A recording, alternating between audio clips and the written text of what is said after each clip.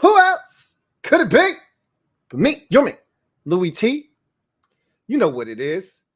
Post up, take command. I, of course, am your host, Louie Tee, and this is the Washington Commanders or the Command Post Game Show. All right, the Command Post Game Show. The week one of the NFL was crazy. That's why I was so late. I apologize, but there were so many games going on, so many ending with the Steelers and Bengals are still going on. I just had to just get live. I couldn't keep waiting. They kept missing field goals. It was crazy. The Panthers game was crazy. The Lions game was crazy. They came back and made it interesting. The Falcons game was crazy. Came down to a last-second field goal. Our game was nuts, but we won. We on the board, baby. It wasn't the prettiest. It wasn't the cleanest, but it was a dub. And we'll take them any way we can get them, stack them up in the left-hand corner, and we're going to keep it pushing. The Jags showed why they're the Jags and why every year they're in the top 5. The last 2 years, they've had the number 1 overall pick. They gave us some gifts in this game. Guess what? We ain't giving them back, okay? We'll take any offerings that you're giving out. We accept them gladly. And we took advantage of some opportunities in this football game. Look, we got to clean some shit up, okay? And we got plenty of time to talk about that. Wentz with 2 interceptions. We had an additional fumble by Curtis Samuel. That, to me, was where the game changed. We were on our way to points. We were in field goal range when he fumbled that football. They recover, and it took the sails, like it literally took the wind right out of our sails.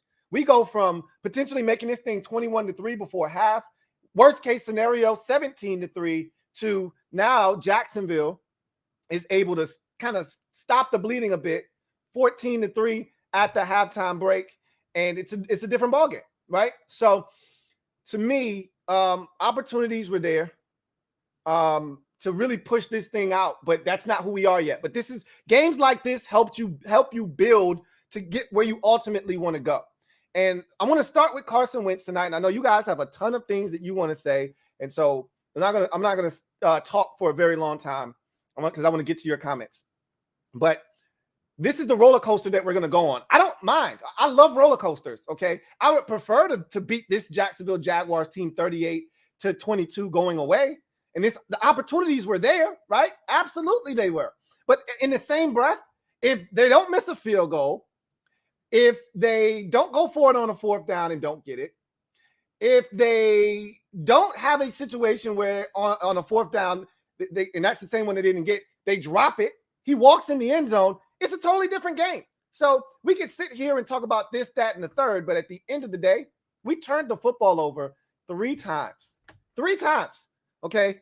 Only got 1 back in return, and we still managed to win the game. And I told you in the game plan for this game, you know, on the Commanders Nightly News, that we're not the Rams, or the Bills, rather. We can't turn it over 4 times and still win.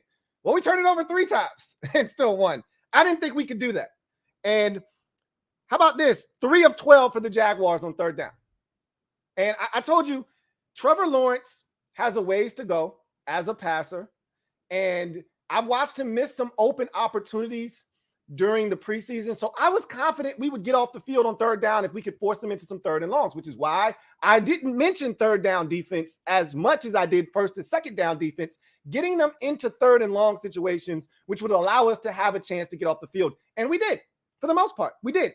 Didn't always feel like we got off the field in that fashion, but we did. And so I thought Carson Wentz, at the end of the day, gave us a chance to win. All right.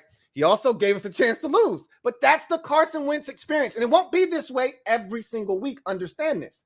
There will be weeks where he absolutely doesn't give us a chance. And there will be weeks where he can't miss. He missed some throws today. We saw that in the preseason. We saw it again today. Dax Milne open on a corner route. You know, we had another opportunity early in the game. Jahan Dotson standing on the sidelines. He throws it too high.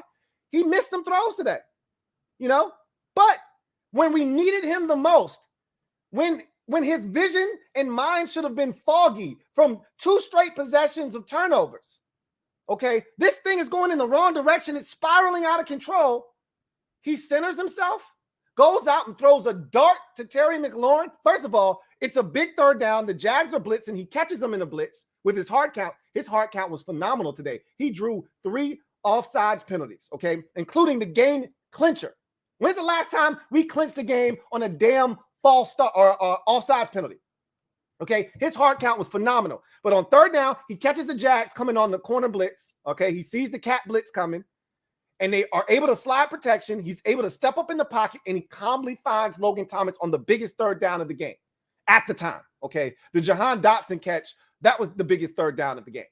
But that at that time, you don't even get the Jahan Dotson third down touchdown grab, and we'll get to Jahan in a second because he was phenomenal in this game too. You don't even get that third down Jahan Dotson touchdown grab, his second of the afternoon, if you don't get the Logan Thomas conversion on 3rd and 8. So there were so many big-time, plays by Carson Wentz in this game. All right. Yeah, the interceptions suck. The one that really chaps my ass is the one on the out cut, because you cannot be late outside. It is a no-no. That's the same pick, if you recall, that we got on him when we were down 17-0. It's the exact same throw. Late on an outbreaking route to the outside, and if I'm not mistaken, it was Fabian Moreau that picked him off. Same exact throw. Cannot do that. He did it. And you don't get away with that in this league. But he came back. And you know what was so funny is I was the voice of reason in the MOBB. Shout out to the mob. Y'all were phenomenal today. They were riding that roller coaster throughout the day. After the first 2 possessions, hey, we about to blow these chumps out. I never felt that way. I never felt that way because that's not what we do. We're not there yet. And I told you guys that. I don't expect us to get there until weeks 5, 6, 7, somewhere in there, where we learn how to put teams away. It's going to take a while. But I love the fact that we were able to put 4 touchdowns on the scoreboard. We're capable of doing that on a weekly basis, okay? Took a while to rev the engine back up offensively. And you hate that after scoring on the very first 2 possessions, you don't score again until damn near your last 2 possessions. That shit sucks. But guess what? When we had to have it, when the Jags took a 15-14 lead, you throw out another interception, they score a touchdown, they tack on the extra point, you're now down 8. The momentum is totally flipped. There's, 11, 12 minutes left in the fourth quarter, and you go from leading the entire game to now trailing by 8. Carson Wentz didn't blink. And he throws that dime to Terry down the sideline. And I told everybody right after the Jags scored a touchdown and went up 8, I told everybody in the mob, hey, this sucks that we've put ourselves in this position, but I like our chances in this game. And you had everybody being negative. I don't like our chances. This is why we are who we are and yada, yada. You know how the negative shit we do because, again, we've been preconditioned to feel like we're going to lose this game. And I said, I like our chances still in this game, despite being down 8 right now. I like our chances. Down 22-14. But you hate being put in that position. And Wentz responded the way that we expect him to respond. And this is why we went out and traded for him. These are the ebbs and flows that you're going to get with Carson Wentz. Understand that this is what we're going to get and start preconditioning yourself to going through the ups and the downs, the highs and the lows with him, the ebbs and the flows with Carson Wentz. He's going to make a spectacular throw like he did to Jahan Dotson on an all-out pressure. He's going to make a bonehead decision like he did on the screen where you're like, dude, just ground that thing, throw that thing, pound that thing into the turf. Don't force it into that kind of – you can't throw screens into traffic. That's a no-no. That's a hell of a play by their number 1 overall pick, Trayvon Walker, though. Got to give him credit. That's a hell of a play. But still, that's a bad decision by Carson Wentz. But for every one of those, and I told you guys, for every one of those, there's the Terry throw, there's the Jahan throw, there's sticking it in there to Curtis Samuel in double coverage, to pick up 6 yards and put us in a 2nd and 4. Like, every time you needed a throw, he made it. He missed some. That's part of the Carson Wentz experience. So, excited about the offense. I told you I wasn't worried about the offense. I was worried about the defense. I knew we could score points, and we did. Got to clean some shit up. But all in all, not a bad start for this offense. Defensively, game ball goes to Derek Forrest. He was phenomenal. He had his bumps in the road in this game as well, right? Nobody was perfect on that side of the football. Daron Payne was really good. He was really good in this game, was Daron Payne. You know, if he's making a case for getting paid, this was a great first statement, okay? The opening statement for Daron Payne in his trial to try to get paid, that was a hell of a compelling opening statement. A couple of batted balls on third downs, a sack late in the ball game to get us off the field. You know, he was outstanding. Hopefully Jonathan Allen is okay because we lost Fedarian Mathis for a while. I can't say what the extent is, but he got carted off the field. At a bare minimum, it's a hyperextension, and we won't see him for 6 to 8 weeks. And that's if we're lucky. The likelihood is he just tore something or ruptured something, and his season's done. So we cannot afford to have Jonathan Allen also hurt. And he looked like he was you kind of hinting at a groin maybe late in that ball game. So Derek Forrest was outstanding, though. You know, had the pass break up in the end zone, had the big hit on Travis Etienne out in space. That they called a fumble, which I thought was an incomplete pass, but who cares? You know what? It actually made a difference because the kicker missed the field goal because of that extra, 4 yards that ball traveled backwards. He hit the upright. If they're 4 yards closer, that ball's good. So it made a big difference. So I shouldn't say who cares. That made a hell of a difference on that kick that kicker ultimately missed. And then obviously the game clinching interception, Derek Forrest, fantastic today. Love to see the young fellas get out there when the opportunity comes and they take full advantage of it. He did that in this game. I couldn't be prouder of Derek Forrest. So the defense overall was solid. I mean, they got a lot of things to clean up. Trevor Lawrence missed some opportunities.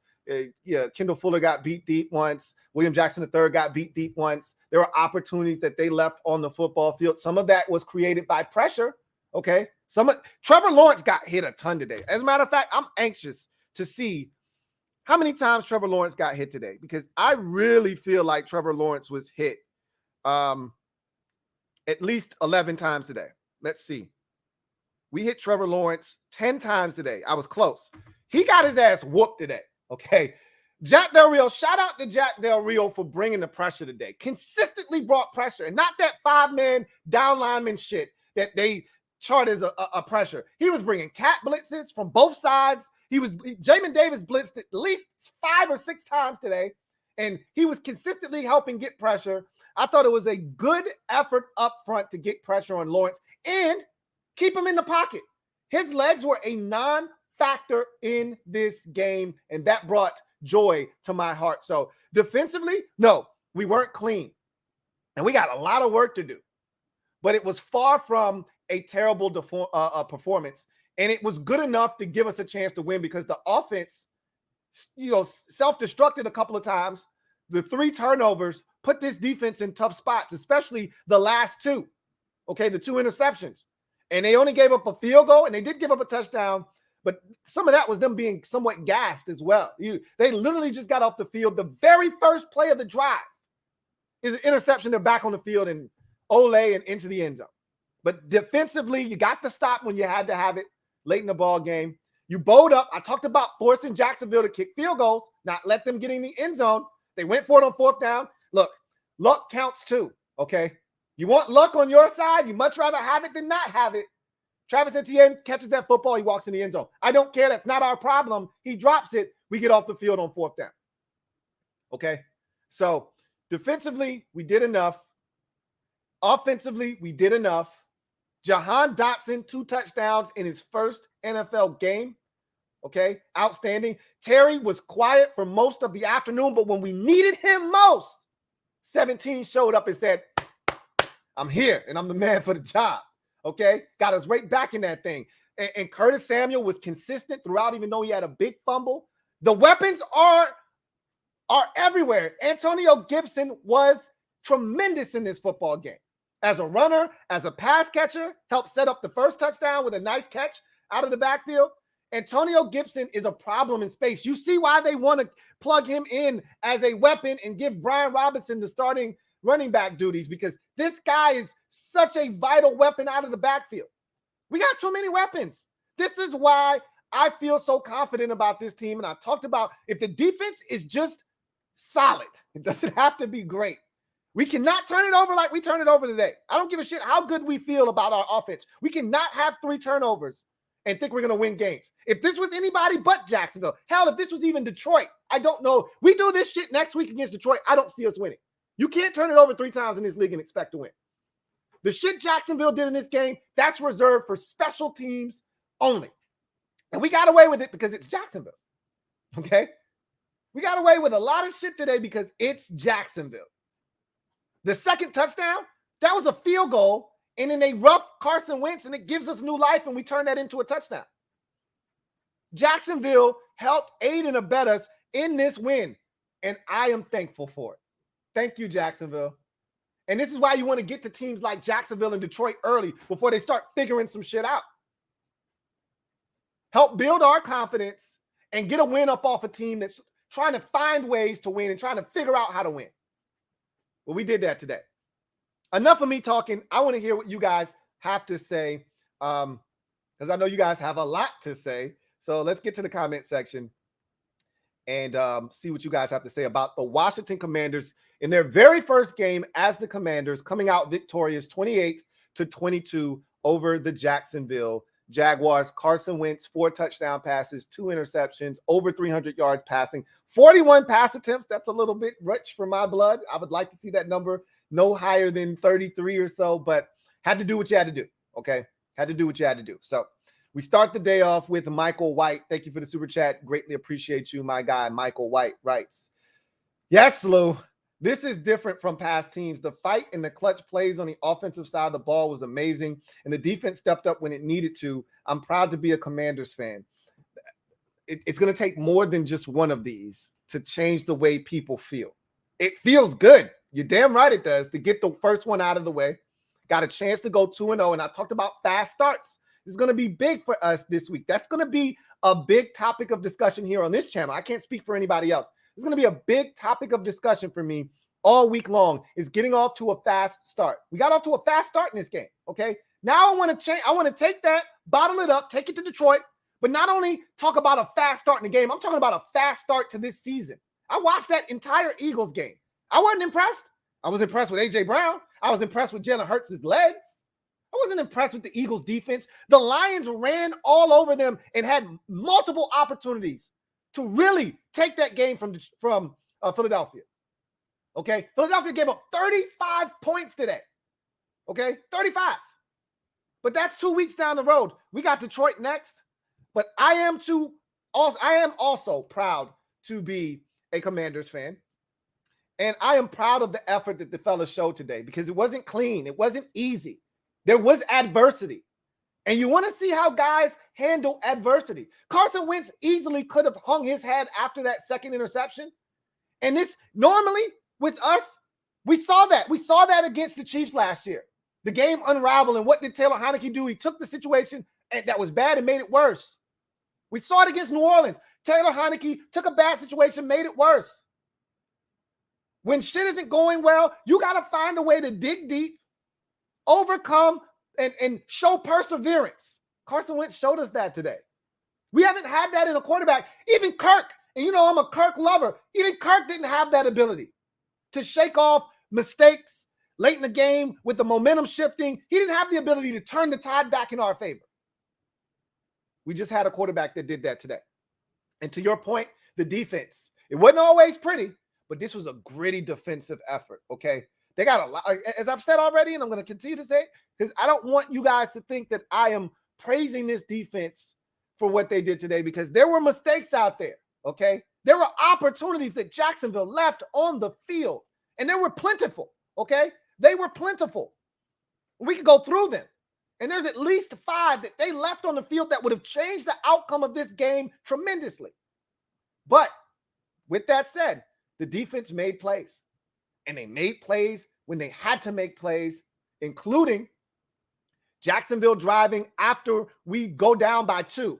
And Jacksonville's driving, and Jack Del Rio sends a pressure after his ass, and then Casey Tuill hits his ass, and it forces intentional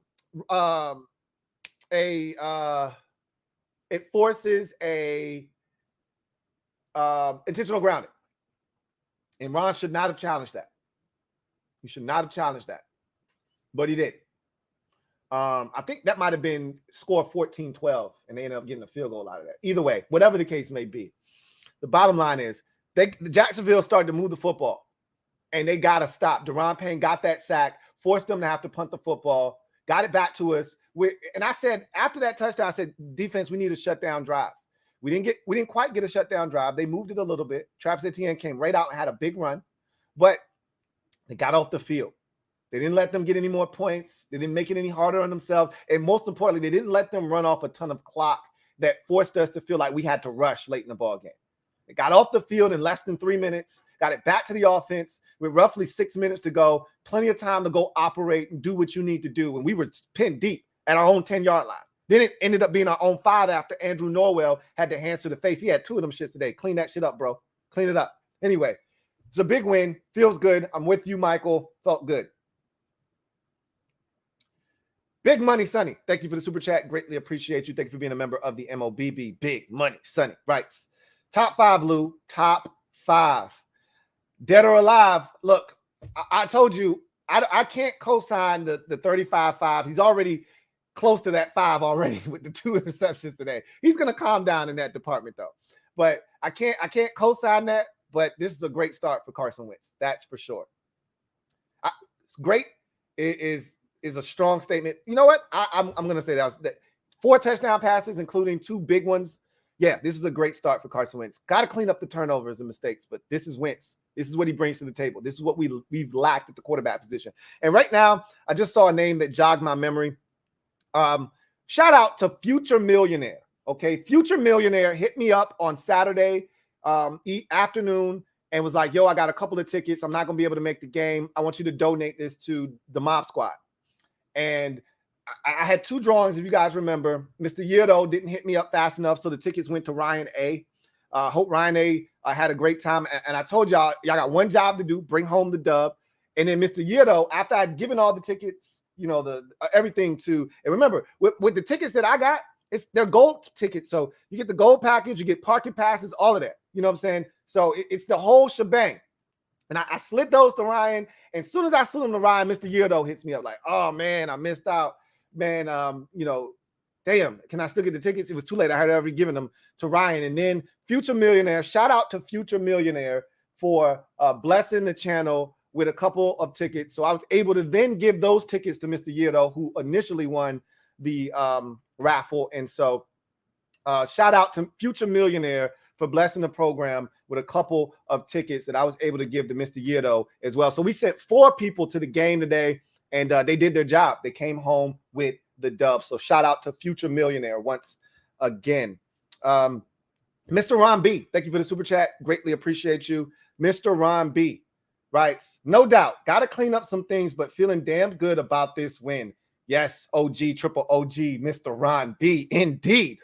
Got some things to clean up, but guess what? You always clean those things up, feeling a lot better with a Coke and a smile after a dub, okay? Feels a lot better to watch film, see some mistakes, knowing, hey, we still got the dub. Got some things to clean up, but it feels good to be 1-0 instead of 0-1. That is for sure.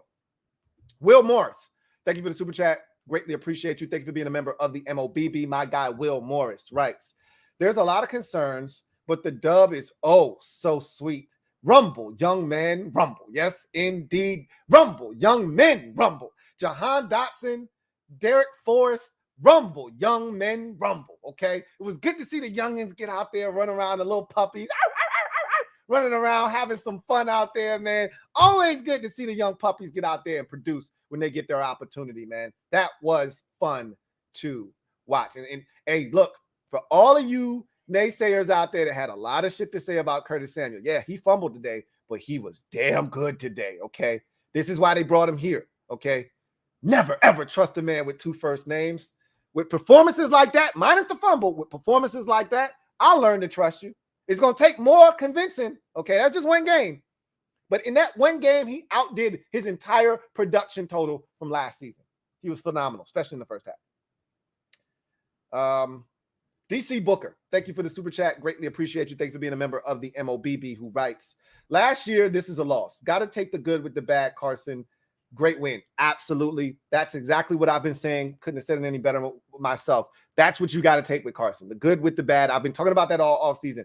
He's gonna drive you insane. He's gonna drive you nuts, right? But he's also gonna make some plays that you say, that's what the game's been missing in Washington. Right there. And that's why I've been so bullish on this offense, is because I'm like, I've watched this team. There have been opportunities against the Chiefs, against the Saints, against the Packers, against the Broncos. There were games that were there to be won with better quarterback play. You saw it today. It doesn't have to be pretty. It doesn't have to be pretty. It just has to be gritty, and you got to make the plays when they're there to be made. He didn't always do that. But when those opportunities deep, and this is what we talked about, missing explosive plays that Terry played, missing explosive plays. We didn't make those explosive plays. It was a grind. It was a marathon to get the ball in the end zone last year. Just like that, we're back in the game. Didn't take up a lot of time either. Okay? The Jahan throw, just like that, we're in the lead. Don't even have to bring our kicker, Joey Sly, onto the field to attempt a field goal. I wasn't comfortable with a 1-point lead. I said, I want 6.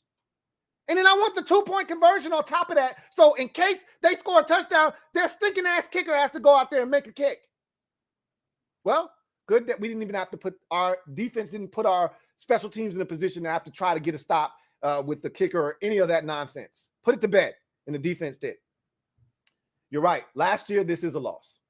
I 100% agree with that statement. 16 Devil Doc, thank you for the super chat. Greatly appreciate you. Shout out to your wife. My guy 16 Devil Doc, thank you for being a member of the MOBB Rights. Game balls, J. Dot, Samuel, AG, O-line, Force. I thought the offensive line was solid. I don't know if they're good enough to get a game ball. They were good. Okay. I don't know if they're game ball good enough, but they were good. Carson did get sacked once. And I don't know what the hell Sam Cosmi, I don't know if he had the wrong snap count or what. He didn't even move at the snap. And that allowed Trayvon Walker to just come scot-free off the edge. And he got that one off to Antonio Gibson, if I'm not mistaken. It was the one where he just got beat. It was just a great rush, speed rush off the edge. The offensive line was solid. You know, you had the 2 penalties by Andrew Norwell, hands to the face. I'd like to see that cleaned up a bit, but O-line was solid, but I agree with you. J-Dot gets a game ball. Curtis Samuel, he fumbled, but I think he also is in that discussion. I don't know if I give you a game ball after a fumble, but he's in that discussion for sure. He was outstanding, especially in the first half. And Antonio Gibson deserves a game ball for sure, and so does Derek Force. I agree with those right there. Rob Yu, thank you for the super chat. Greatly appreciate you. Thank you for being a member of the MOBB. My guy Rob Yu writes, saw D-Payne get after the quarterback and Force looking very confident out there. What Force effectively did today was he earned himself more snaps. Even when Cam Curl is ready to return, I think you have to find ways to get him on the field. He showed you. And the thing that I was surprised about, and I shouldn't have been, because they've been talking about Buffalo nickel. They really treat their Buffalo nickel like a corner. It's literally the nickel position. Like, it is what they say it is. I thought it was more of a guy in zone, down around the line of scrimmage, run support. That no, they got Derek Forrest over the slot trying to cover Christian Kirk. You know what I mean? Like, this is real. Okay. Our safeties are covering receivers in the slot. The Buffalo nickel is covering receivers in the slot. It's not a game. Okay. Jamin Davis is in the slot covering receivers. So those guys are going to have to be better. They're going to have to be a lot better. But one thing is for certain, our guys don't lack confidence. And I like that. And I like the fact that Jack Del Rio didn't lack confidence in them. In past situations, we've complained about not playing man-to-man, not blitzing. You got to have confidence in your defenders in order to blitz. Because when you send it, just like the Jags, they sent pressure on that third down when Jahan Dotson got the one-on-one outside. You send pressure, it's one-on-one. It's one-on-one. You saw we sent pressure. Trevor Lawrence went deep, and he had a receiver open, and he just threw it too far, okay? If he drops that thing in the breadbasket in stride, it's probably a touchdown. William Jackson III got beat. So when you send pressure, just know it's a liability on the back end. Guys got to play. So Derek Forrest was outstanding. And Daron Payne, I thought, was instead of Curtis Samuel, I would insert Daron Payne in there as a game ball candidate. The 2 batted balls, one in particular was going to be a catch and a first down on 3rd down. Okay. And then the second one, it was on the 3rd down as well that stopped the drive. And then he got the sack that stopped another 3rd down. So Daron Payne by himself accounted for 3 of the Jaguars' 9 missed 3rd down conversions. Okay, I said 3 of 12 earlier, right? Was that the number? Yeah, 3 of 12. He himself contributed directly to 3 missed Jaguar 3rd downs, a sack and 2 batted balls. So I would put Daron Payne in that conversation as well. Fat American, thank you for the super chat. Greatly appreciate you. My guy, Fat American, thank you for being a member of the MOBB rights. Just got back from watching 05 videos. What I missed? Yeah, you were talking that 05 shit in the Mob Squad when we started having those turnovers. He was like, "Well, looks like I'm going back to 05." Well, I hope you're back in 2020 in 2022 with the rest of us. Let's see. Bloodshot Sports, thank you for the super chat. Greatly appreciate you. Bloodshot Sports writes, Jahan Dotson straight like that. I told y'all this dude was a straight dog, and I wasn't worried about him not getting as many touches as I would have liked to have seen him get in the preseason. I know similar to remember when Terry was drafted and he hurt his tailbone in practice early on, and they decided not to play Terry at all in preseason, and Jay Gruden was so confident that Terry was going to unleash holy hell on the entire league. And what did he do week 1? Come out and unleash holy hell on the Philadelphia Eagles and hasn't really looked back since. We knew what we had in Jahan Dotson. Despite not seeing a lot of it in the preseason, I knew. You guys knew, right? We saw it today, okay? The young fella is a player. And for fantasy purposes, if you're out there, you started Jahan Dotson as a flex, good job. Got you a couple of touchdowns today. He's going to be a problem. That's for sure. Metaphor, thank you for the super chat. Greatly appreciate you. Thank you for being a member of the MOBB. My guy, Metaphor, writes, Carson got to clean up overthrows. Showed resolve, though, in 2 first names we trust, then not. Jahan Solo, offensive rookie of the year. We got to be able to close them out early. It would have been nice, but we're not that team yet, okay? We're not that team yet that gets off to a fast start and doesn't look back. It's hard in this league, too, to blow a team out. You got to be that team to blow a team out. We're not that team yet, okay?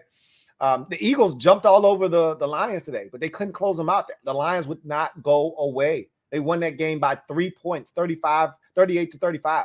Like, it's hard in this league to blow a team out. The Colts, I need to see what happened in that game. The Colts were down 20-3, and they came back and sent that game to overtime. And I know the Colts missed a field goal, and that game ended in a tie. All right. So it's hard to blow teams out in this league, man. You think you got them, and then all of a sudden you don't got them. And so, yeah, we had our opportunities, but guess what? Jacksonville had their opportunities as well. Like, we can't act as if Travis Etienne didn't drop a 4th down walk-in touchdown. We can't act like their kicker didn't miss a 37-yard field goal. You can't miss 37-yard field goals in this league. He missed a 37-yard field goal. Let's not act as if Jacksonville was dead team walking from the outset. They had opportunities, and they showed why they're the Jacksonville Jaguars, and we showed why we're the Washington Commanders, right? Because if we were a better team, we would have taken advantage of those opportunities. We would have run away and hid with this game, and we would have won this game going away. But we didn't. But guess what? We won. That's all I care about. But to your point, Carson Wentz does need to clean up the overthrows. Guess what? He's not going to, okay? That's a part, again, I keep trying to explain this to you guys. It's mechanical issues that can't be fixed at this point. Carson Wentz is who he is as a quarterback. He's going to make some of those throws. He's going to miss some of those throws, and you have to live with the results, okay? You have to live with the results. You have to live with the results. I'm going to say it again. He's not going to somehow magically stop missing high. That's a mechanical issue with Carson Wentz. Take it or leave it. You want to leave it? Then you got to go back to Taylor Heineke. I don't want to go down that road again. So I'm good. Give me Carson Wentz and a few missed throws where I hold my head like this because it's a missed opportunity. We'll shake it off and we'll get it back later. And he did in this game. Derek B, thank you for the super chat. Greatly appreciate you. You were awesome in the MOBB today. A lot of great points made by my guy, Derek B. Thank you for being a member of the MOBB who writes, got our 1B, take more shots. He says, redemption song for Carson Wentz. Redemption song is all I ever had. We got that redemption song today, baby. And it was so beautiful because so many fans were down on him after that second pick. And I told everybody, hey, we're good. We don't want to be in this spot, but I still like our chances. And I remember one person in particular saying, Lou, I don't like our chances. I was unfazed because I said, I still feel like we can move the football on these dudes. I felt like, honestly, if you want me to get, you want me to get real with you, I thought Scott Turner took his foot off the gas pedal a bit and got conservative. And he didn't get aggressive again until after the Jaguars took it to our ass and took the lead. And then he had to get aggressive again. Like, look, no, don't stop being aggressive. Anyway, Big Money Sonny, thank you for the super chat. Greatly appreciate you. Double up. Thank you for doubling up. Big Money Sonny, who writes, top 5, I got me some big old TDs in your face. That's right. Got some big old TDs in your face. That's right. Rob U, thank you for the super chat. Greatly appreciate you. Double up. My guy Rob U writes, I'm a big K Fuller fan, and I think he gets a bad rap, but I do notice when he's off, he is really off to include his tackling. Yeah.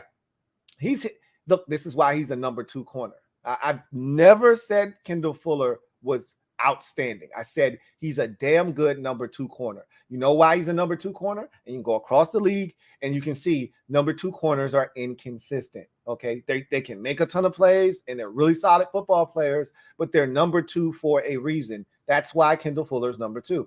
And he was off today for sure. I didn't like the one pass interference penalty. I didn't think they needed to throw the flag there, but yeah, he got beat a couple of times. As you mentioned, the tackling wasn't always great for him, and he's usually a pretty good tackler. It was a rough go of it for him today. It was a rough go of it for the secondary, not named Derek Force. Okay, it was a pretty rough go of it for the secondary overall. So I thought Juice did a good job. He did have a penalty, but I thought Juice had a pretty solid, quiet day. I like to keep, my guys in the secondary relatively quiet. He had for the most part, quiet day, which is what you want. So, yeah, I'm a big Kendall Fuller fan as well. AJ Meehan, thank you for the super chat. Greatly appreciate you. Thank you for being a member of the MOBB who writes, Lou, what the hell taking you so long? Just kidding. I know John balled out, but game ball got to go to 10. Hail and praise 1-0 on to Detroit. I told y'all, I'm sorry, and I apologize. I was watching the rest of these games. The first week 1, and I typed this in the MOBB. I said, I love football, man. I miss this shit so much. And week 1 was so crazy. The 1:00 games were just off the chain from, Cleveland jumping out to a huge lead, Carolina rallying all the way back, kicking a field goal, taking the lead, and then Cleveland's kicker kicking like a 58-yarder to give them the win. Crazy. The Saints looked dead in the water. It was 26-10. Mariota's running all over them. And they rally back in the fourth quarter. Michael Thomas goes apeshit. So does Landry, Jarvis Landry. They get in the end zone a couple of times. And then Will Lutz, who had missed a kick earlier, bangs one home from like 51 or whatever, gives them the win. And then the Falcons had a chance from 60. I think Younghoe Koo went out there from like 63 or something, and it got blocked. I mean, it was crazy. The Eagles almost blowing their lead against the Lions. Watching that, obviously our game was crazy. The Bengals and Steelers, Joe Burrow threw 3 picks in the first half of the game. Like, they were getting after his ass. And all of a sudden, it's 20-14, 4 seconds left, and Jamar Chase catches the touchdown. Look, I could go on and on. The first week of this, and then the extra point gets blocked. Anyway, the first week of the season was bananas, and I was just taking it all in. I apologize, though. I can't give the game ball to Curtis Samuel. I can give him honorable mention. Okay, you fumbled. You changed the game with your fumble. Your fumble almost put us in a position where if we lost this game, you look back, you say, here's where the game turned. For all the dumb shit Jacksonville did, we're up 14-3. We're driving for more points. I mean, this is the dagger. And remember, we get the ball after half. This is a Jaguars team that hasn't won a road game in the NFC in like 5 years. So if you get up 21-3 on their ass, they are cooked. And he fumbled. I'm not going to lie to you. How many of you out there, raise your hand, how many of you thought that was Antonio Gibson when the ball first hit the carpet? I'm guilty as charged. I was like, Gibby, no, you're having a great game. Then I looked and saw Curtis Samuel trying to dive back in. I said, oh, that's Curtis' ass. Still pissed off, but whew, I can't lose Gibby mentally. Can do it today. Couldn't have it. I needed him mentally engaged and stimulated. So heart was beaten when I thought it was 24 instead of 10. Anyway, I digress. On to Detroit, as you said. Hey, enjoy this. We got all week to talk about Detroit. Enjoy this for right now. Future millionaire, stand up. You are officially in the building as the newest member of the MOBB. So glad to have you. Mob, you know what to do. Show future millionaires some love. I already gave you a massive shout out. I'm going to give you another one, man. Really appreciate you blessing the program with the additional tickets that allowed Mr. Yirdo to head to FedEx today and help bring home the dub. Future millionaire, thank you so much for your generosity. And also thank you for becoming a member of the squad. Welcome aboard. All right. Let's see. Home, thank you for the super chat. Greatly appreciate you. Home writes, this is normally when I act a fool about the team, but a win is a win. I'm going to keep the liquor close this season, but I'll take it. Look, when have you ever been able to push the liquor away when it comes to this team? Never. Never. Keep that shit close because you're going to need it. All right. This season, this team always, if your nerves are bad, this team's going to push you to the brink of insanity. If you don't have bad nerves, you're probably going to develop them, rooting for this team, but that's a part of the game.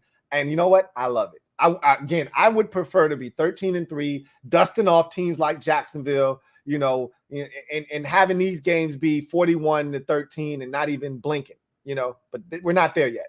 We may get there, but we're not there yet. I'll take the dub. Derek B, thank you for the super chat. Greatly appreciate you. Double up. Thank you for doubling up, Derek B, who writes, glad I was prepared for the Wentz roller coaster. I tried to warn you guys. I've tried to warn you guys. I'm glad he's here, but it is a hell of a ride. But I like roller coasters. I would prefer them not to be with my football team, but I've already mentally prepared myself, so I don't really get worked up when he misses a throw or he throws a pick. I don't get bent out of shape. I know this is a part of the Wentz package. When you pay for the Carson Wentz package, you get all the details of what you're paying for, okay? It's no different than when you go out and you pay for a package and they give you all the details. You could pay for the red package, the blue package, the silver, the bronze, and the gold, right? And each package gives you a little bit more.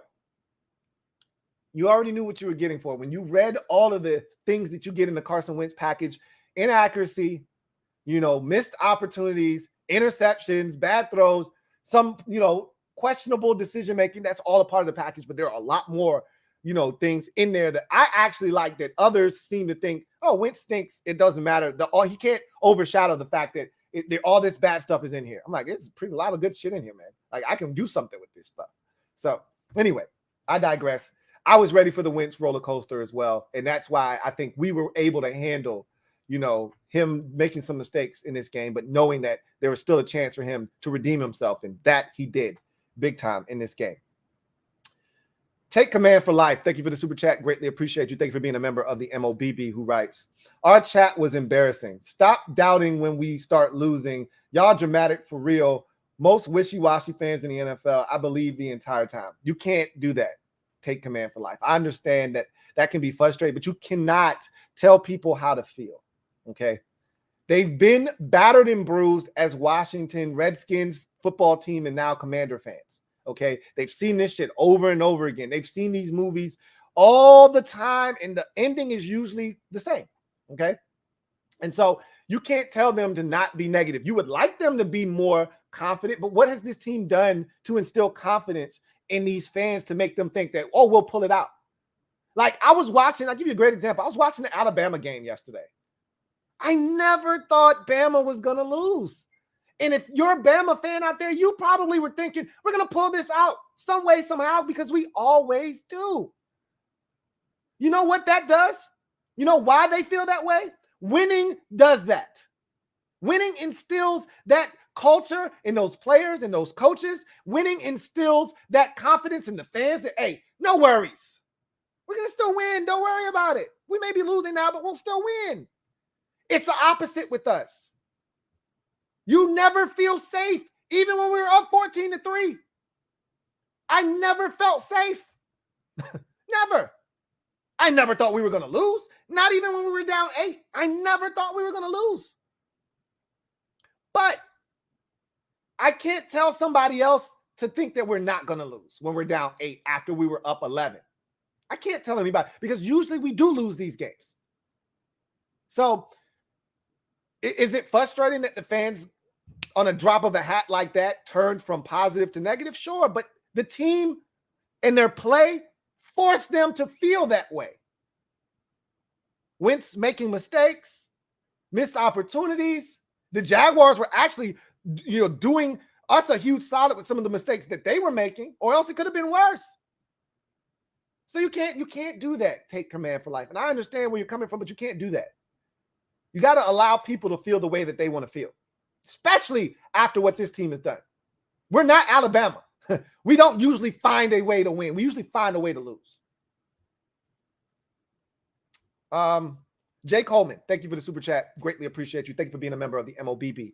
Jay Coleman writes, we got to see why Wentz is an upgrade over Heineke. If we clean up the turnovers and step up in the running game, we should be good to go.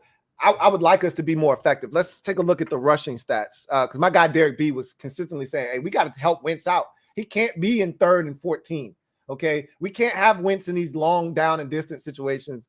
I don't think the run was a big part of the game, but what was nice was late in the game when we needed to run, guess what? We were able to run on Jacksonville's ass. Let's take a look at the rushing statistics for Washington. Only 85 yards on the ground today on 28 attempts. That's a really bad 3 yards per carry. Okay. The run game was not a huge help to Carson Wentz in this game. And I can give you the stats. I'll save this for tomorrow's show because there's some stats here that tell the story as to why we won the game and why Jacksonville lost, but I'll save that for tomorrow. Anyway, the run game definitely has to come to the party. And maybe when we get Brian Robinson back, it will be a much bigger fixture of this offense. But right now, I'll take it any way I can get it. I don't want Wentz throwing it 41 times every game, okay? I don't want that. But he had to. As you can see, the run game wasn't a big, huge factor in this football game. CJ Shoots Photo. Thank you for the super chat. Greatly appreciate you. CJ Shoots Photo writes, thank you for being a member of the MOBB, writes, hats off, game ball to our rookie, Jahan Dotson, coming up big in his first career NFL game with clutch catches. Happy to see us make a comeback. Salud, Louie. Salud, CJ. It was great to see this team persevere. It like so many of you have said already, and how I felt as well. Last year we would have lost this game. We would not have come back after Jacksonville took that 8-point lead. We would have crumbled.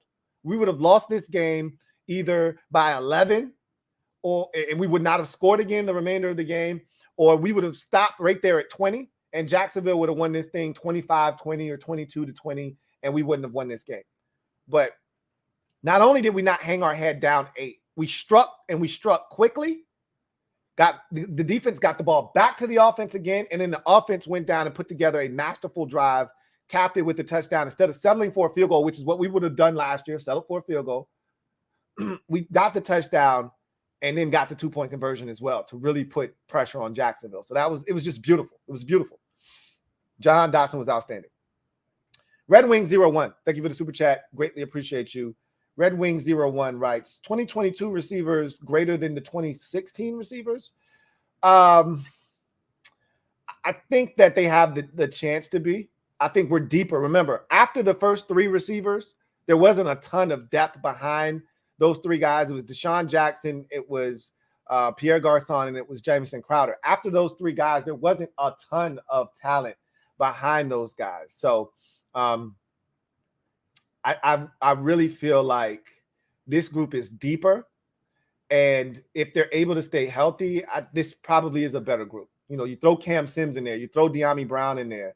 I just think it's a deeper group overall, but they're going to have to prove it. That group in 2016 had proved it the year before in 2015. I need this group to prove it this year. So we'll see. Joseph's Journey. Thank you for the super chat. Greatly appreciate you. Joseph's Journey writes, we got to keep Forrest on the field. He's a menace. I told you the guy plays with reckless abandon. Not always, you know, the best at getting the ball carrier down on the ground, but today he showed that physicality. Had the, you know, physical hit that was flagged for 15 yards on the helmet-to-helmet contact, but he also had the Travis Etienne hit. He also had the breakup in the end zone on a third down that forced them to have to settle for a field goal. And then he had the interception late. He was all over the football field. I loved what we saw from Derek Forrest today. And if nothing else, even when Cameron Curl comes back, he earned the right to play more snaps. They've got to find ways to get him on the field. And I think, really, honestly, he's going to be that guy that fills that Buffalo nickel role for us. But we'll see. You know, we'll see what ultimately happens with Derek Forrest. It was a good debut for him as, you know, getting the start. You know, that was a really good sign that we got. And I told you, safety of all the positions in that back end, specifically defensively, safety is the one position that I thought we had good depth. Hell, Bobby McCain went down for a spell, and I said, Jeremy Reeves, next man up. I wasn't worried. Jeremy Reeves is going to do his job. He may not make any plays, but he's going to do his job. Kind of feel the same way about Bobby McCain. Not really going to make many plays, but he's going to do his job. So I feel good about the safety position. I feel even better after leaving this game. King of the North, thank you for the super chat. Greatly appreciate you. Thank you for being a member of the MOBB. My guy, King of the North, writes, Wentz played great. Defense pressured Lawrence. Forrest looks good. Offensive play call in the first three possessions after halftime was atrocious. Scott Turner got obsessed with screens and short passes, and it wasn't working no more. I agree. I thought after the third possession where Curtis Samuel fumbled, that might have been the fourth possession, I felt like he got too bogged down with trying to get the ball out of Carson's hands quickly. And I'm like, keep attacking these dudes. The offensive line, for the most part, is holding up. Keep attacking these dudes. Now, to Jacksonville's credit, as the game wore on and they got more confident, they started to bring more and more pressure after Carson Wentz. They started to heat his ass up. He started to get a little uncomfortable back there. And I think that's why Scott Turner said, all right, y'all want to start bringing pressure. I'm going to back your ass off with these quick passes, but it wasn't working. Jacksonville was playing that shit beautifully, whether it was getting it out to Curtis Samuel quickly and they come up rally and tackle, or trying to screen and it gets picked off. I thought he became obsessed, as you did, with the short passing game, and I thought he needed to continue to try to attack them vertically because it was working. Wentz missed a couple of throws where guys were wide ass open, where if he hits them and they don't have to run out of bounds like Dax Milne, for instance. I didn't see a Jaguar in sight on my television screen. If he hits Dax Milne and he doesn't have to leave his feet and he can stay in bounds, who knows where that thing goes? I can't wait to watch the all-22s to see if the safety was anywhere near around. And that's another thing. Dax Milne showed me something on punts today. I don't know if he doesn't juke a guy that's coming trying to run down at 1,000,000 miles an hour, taking an angle, trying to come stop him and push him out of bounds. Anyway, I thought that, you know, he revved it back up late when he had to. But I wanted to see him stay aggressive. Maybe this would be a lesson learned. You know, you got your foot on their neck. You're having success moving the football. Stay aggressive. Continue to attack. Don't go sideways, okay? Don't go horizontal. Go vertically, you know? I was right there. Wentz, he was really good. I can't – great is too strong of a word because of the 2 turnovers and some of the missed throws. But he was really good, okay? Really good. He was like a notch below great. And the defense, I thought the pressure, this pressure that they got today, and they blitzed, and I loved it. This was reminiscent of the first preseason game versus the Panthers, where I said, look, they're converting third downs, but, man, they're getting to Baker Mayfield, and they're hitting his ass. You know, they're hitting him. And they got to Patrick Mahomes in that second preseason game, and he just kept escaping. Well, guess what? Trevor Lawrence ain't Patrick Mahomes. Now is he? Now, imagine if that was Patrick Mahomes today. We would have got our asses filleted, and we'd feel a lot differently. But, again, this is why I said the schedule is going to dictate how things go. A lot of you like, I don't give a shit if it's Patrick Mahomes. You got to get off the field. Well, it does make a difference because if it was Patrick Mahomes, he ain't missing that deep ball, okay? He ain't missing some of these opportunities that they had. He ain't missing that shit, okay? It's Trevor Lawrence, and he is missing. And we do have more life, like Drake, more life. Anyway, I digress. Thank you for the super chat, King of the North. Christopher Brown, thank you for the super chat. Greatly appreciate you. Thank you for being a member of the MOBB. Christopher Brown writes, Wentz hit 2 TDs for the careless mistakes earlier. He did, and that's the perseverance that I talked about. You know, him overcoming that storm. There was a storm there briefly with Carson Wentz. And every quarterback that has preceded him, they crumbled in that storm. That storm just blew their ass away. It was like a tornado, and it picked their ass up, and it blew them away, and we didn't stand a chance afterwards. Well, there was a storm with Carson Wentz. And a wise woman used to always tell me, it'll be all over in the morning, okay? It'll be all over in the morning. Storms may come. This we know for sure. Baby, tell me, can you stand the rain? Carson Wentz showed us he can stand the rain. Can you stand it? He showed us he can stand the rain. Look, I know all the days won't be perfect. Okay? But he showed us he can stand the rain. And that gives me confidence moving forward that even when shit isn't perfect, we still got a dude back there that's going to battle and give us a chance. You should feel really good about that. You really should. Red Wings 01, thank you for the super chat. Greatly appreciate you. Double up. Thank you for doubling up. Who writes, not going to lie, O-line looking a little sus. They weren't terrible today, but they weren't great. Wes Schweitzer getting hurt doesn't make me feel warm and fuzzy inside. Okay. That tells me that they really weren't prepared to put Trey Turner in the game today. They really didn't want to put him out there. They were probably going to save him until next week, and he had to play today. And I actually thought he did a bang-up job. Norwell had his struggles at times. I thought the offensive line did a good enough job. I think a little sus is a little harsh. I think they've got a few things to clean up. I think every positional group has some things they can clean up. But at the end of the day, I thought that they were solid. Solid enough, especially late in the game when Jacksonville decided they were going to heat Carson's ass up. I thought everybody did their job, gave Carson enough time. That last touchdown to Jahan, they came with the kitchen sink. And we picked the shit up beautifully. And Carson had time to sit there and just say, all right, Jahan, I'm going to give you a shot. And loft that bitch up there, and Jahan went and got it. So I can't say that they were sus, but I can say that there's work there to be done. And you guys have to also take this into consideration. It's the first time in a game situation that we had 2 different combinations play in today's game, and neither one had taken a snap together in a game situation. Neither one. Okay. Didn't matter what 5 you put out there. It wasn't going to be 5 that played in a game during the preseason or even getting a ton of reps in practice. So for them to come out first game and perform the way that they did, I think they deserve some credit. I'm not saying go overboard, but I think they deserve more credit than you're giving them. Rob Yu, thank you for the super chat. Greatly appreciate you. My guy, Rob Yu writes, Gibson as an offensive weapon and not RB1 when B-Rob comes back is going to be scary. Too explosive not to be a factor. And guess what? He can still get the rock as a running back too. Like Curtis Samuel was huge. We thought that they would use him in that way. I didn't think they would use him this much. Like they literally used Curtis Samuel. How many carries did he have? I'm going to guess he had at least 6 carries in this football game. Let's go and see exactly how many carries Curtis Samuel had. He had 4. Felt like 6. He had 4 carries in this game. Gibby had 14.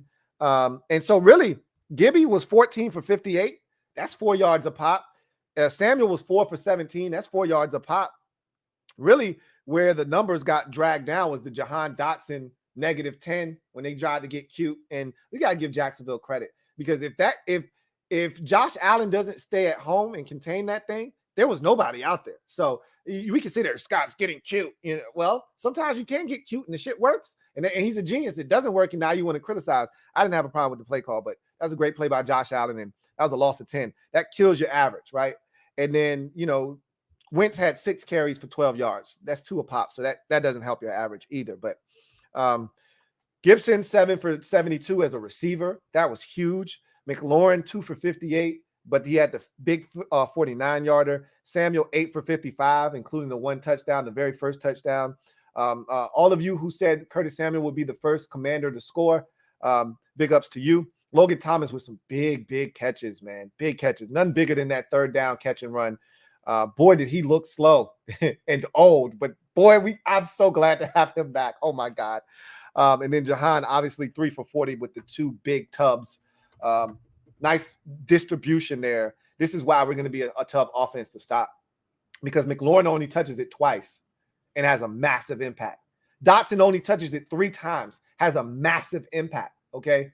Samuel and Gibson were the ones that touched it the most, and their impact was felt as well, you know? So we're just getting into our bag. Amani Rodgers had a catch early in the game. What did he catch? Screen for 23 yards. Like, there's weapons galore, man. And we still don't have Cole Turner, guys. We still don't have Cole Turner. Shit's going to be scary, man. I'm not saying. I'm just saying. And we're going to get, at some point, as Rob, you just said, and we're going to get, Robinson, Brian Robinson back at some point. Shit's going to be scary, man. It's going to be scary. Wilfredo Elias, thank you for the super chat. Greatly appreciate you. Thank you for being a member of the MOBB. Wilfredo Elias writes, Scott called a good game, but I wish he would have took a deep shot sooner. Jacksonville was sitting on the short stuff, which slowed us down. A dub is a dub. Hashtag HTTC.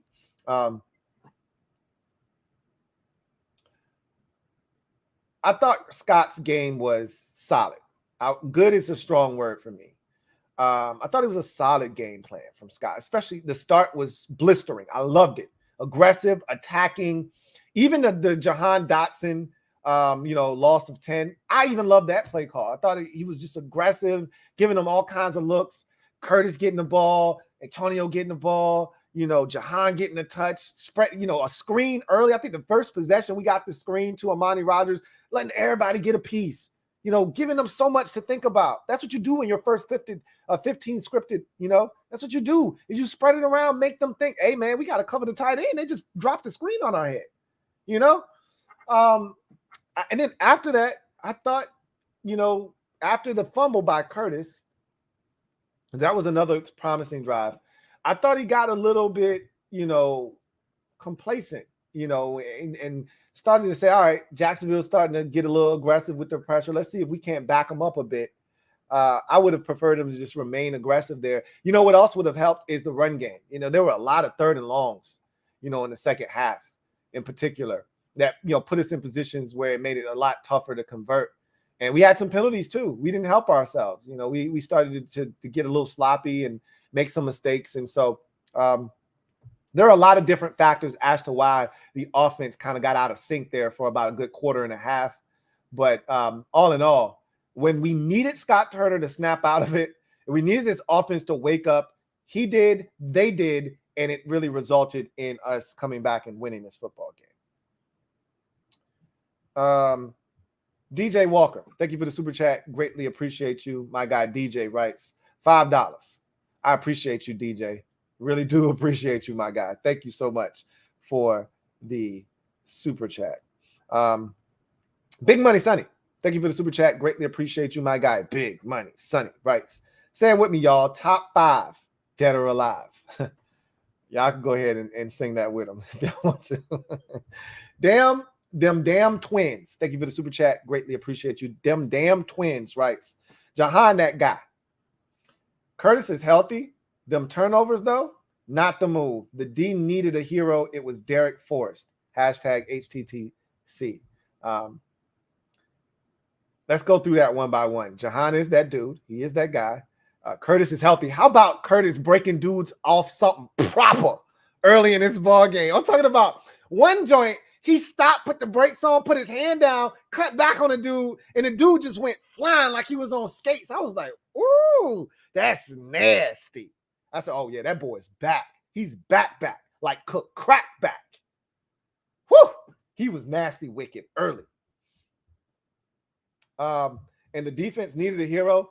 Don't leave out Daron Payne, please. Okay, Derek Forrest was fantastic. Please, please, please do not leave out Daron Payne. He was just as big of a hero as Derek Forrest was in this game, if not bigger, okay? Please do not forget about the contribution of one Daron Payne in this football game. He was phenomenal. Phenomenal. And the Giants are down 10-0. I think I just saw that against the Titans early in that ball game, which we expect them to lose. They're down 13-0 at the half, are the Giants. So not surprised there. Not surprised that the Packers are down 17-0 either. Not surprised about that at all, because I told you we're going to beat the Packers this year, and they're not going to be the same offensively. And the Vikings know how to play their ass. So anyway, I digress. Mark David, thank you for the super chat. Greatly appreciate you, Mark David. Thank you for being a member of the MOBB Rights. Had 10 wide open underneath on that first pick. He did. Wide ass open. I thought that's where he was throwing the ball initially. And then I said, oh, shit, he's throwing it behind him. This isn't good, because that's too far outside by the numbers, you know, and he was wide open underneath. Yeah, I thought, and that's where I thought the ball was going. You know, when the camera shot widened, I said, oh, he's throwing it to Curtis. And then he was throwing it to Jahan, and I'm like, oh, no, that's not a good idea. And it got picked. So, yeah, he was definitely open there. Let's see. Big Money Sonny, thank you for the super chat. Greatly appreciate you. My guy, Big Money Sonny, writes, salutes to the mob and Cherry Squad. Y'all know what it is. Shout outs to the mob and the Cherry Squad. Stand up. We in the building. Christopher Brown, thank you for the super chat. Greatly appreciate you. Double up. Thank you for doubling up. Christopher Brown, who writes 4 TDs and 1-0. Let's get it. Absolutely. 4 touchdowns by the offense. It's not often we score 4 touchdowns. Like, this is something we have to get used to, but get used to it. We going to score points this year. I'm telling y'all, we going to score some points this year. Trevor Patch, thank you for the super chat. Greatly appreciate you. Thank you for being a member of the MOBB, who writes, we played an absolutely sloppy and terrible energy. So I guess he's saying we played with a lack of energy and we were sloppy. We got lucky, but better to learn while winning. 90 and 94 made Lawrence pay for every pass attempt. We did get lucky today, but luck is something that a wise man told me. Luck is being in a position to take advantage of it when it presents itself, and preparation and, work hard, work ethic and preparation puts you in position to get lucky and be willing and able to accept that luck and have it work in your favor. So we were able to take advantage of that luck. And again, you're not going to make me feel bad for the Jaguars dropping a 4th down opportunity. I'm not going to feel bad because Trevor Lawrence threw a YOLO at the end of the ball game when there was still plenty of time and they still had 2 timeouts. That's not my problem. Okay. Not my problem. He missed a couple of guys down the field open and had opportunities, but they were on his ass. Okay. I already chronicled this. I only think we had 2 sacks on the game. One was taken away. Jamin Davis had a beautiful sack, and that was taken away due to illegal contact down the field. But at the end of the day, we were on his ass, and we sacked him. I'm going to say we sacked him 2 times. We sacked Trevor Lawrence 2 times for 15 yards. But we hit him 10 times. Okay. We were on his ass. So some of those missed opportunities were just because he got hit, but I don't apologize for being lucky, but we got to clean up some stuff and I disagree vehemently with the lack of energy. I thought we had a ton of energy today. That wasn't the reason we made mistakes. Okay. It wasn't for a lack of energy. May have been some guys being a little undisciplined. And there were times where we were sloppy, but I don't think a good portrayal of what we saw today was a lack of energy. I don't buy that one bit. Derek B, thank you for the super chat. Greatly appreciate you. My guy Derek B writes, get Sue on the phone and fuel up Snyder 1. And we may have to do something, man. We got to do something at defensive tackle. And please spare me about, bringing up one of these young boys. And that's what Ron's ultimately going to do. Is he going to bring up one of these young boys that they ended up cutting that, had a solid camp? And they're going to have to do something, especially if John Allen's situation, like Fedarian Mathis going down sucks. But I thought Wise came in. Daniel Wise came in and played well. He got pressure on Lawrence on several occasions. So I wasn't surprised by that. But now, again, the depth is absolutely dental floss thin behind Daniel Wise. And so they're going to have to do something, especially if John Allen is out for any amount of time. DJ Walker, thank you for the super chat. Greatly appreciate you, my guy, DJ Walker. Double up. Thank you for doubling up. Who writes, Big Louie says, what up, though? What's good with you, DJ? He says, the biggest thing I saw today from the team was resiliency from Wentz and the team in general. And Jahan got hands. Yes, sir.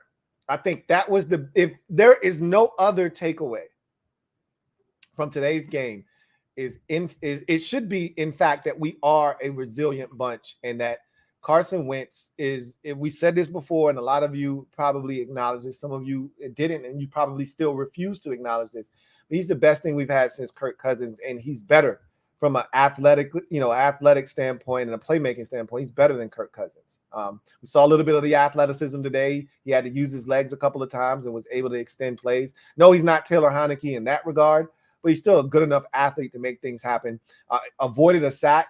A guy had him. Now, I hate the fact that he was holding that damn football out there like a damn grapefruit. All it takes is one little hit on the wrist, and that's just coming out. And that's been one of his issues in his career.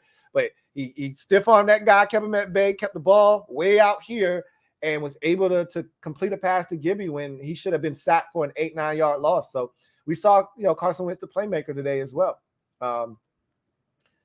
This team was resilient. Defense, offense, all of it, Uncle Mo got up, left our side of the field, and literally sat in the recliner, grabbed a big gulp, and was munching on some chips after the second interception and the subsequent touchdown from James Robinson. And he was really good today with James Robinson. He kicked our ass. They were up 22-14. Like, literally, Uncle Mo was cooling on the Jags sidelines. And then Carson Wentz in his offense. And then remember, I think we picked up a penalty. It was 2nd and long, and then we get a solid completion to get it to 3rd and 8. And then Wentz gets the completion, and they blitzed. Wentz had a hard count, got him to show the pressure that they were bringing from the slot. So he was able to slide protection, and credit to Charles Leno Jr. and the running back in J.D. McKissick for picking up that blitz. Wentz was able to comfortably step up in the pocket and deliver a strike to a wide open Logan Thomas. You could tell on that one, he was guiding that bitch there. Like, hey, I'm not messing this one up. Okay. I'm going to throw this thing nice and easy. But he was so wide open, he didn't have to zing it in there. Right. So that was the big play right there. That 3rd down to Logan Thomas. Because the very next play, if I'm not mistaken, was the Terry touchdown. So the resiliency that everyone showed in that moment was huge. Lorenzo Simpson, thank you for the super chat. Greatly appreciate you. Thank you for being a member of the MOBB, who writes, Jamie Davis looked lost at times in coverage. Strike one. I don't think he looked lost as much as, he has to do a better job of anticipating. Like, for instance, he was in man-to-man coverage against Christian Kirk. You're playing with the sideline to the short side of the field, where the one thing you can't allow him to do is man-to-man across the board, and it's an empty set, so there's nobody blocking for Trevor Lawrence in terms of a tight end or a running back. It's an empty set, and they're spreading us out, and you're playing man-to-man. The one thing you can't let him do is cross your face inside.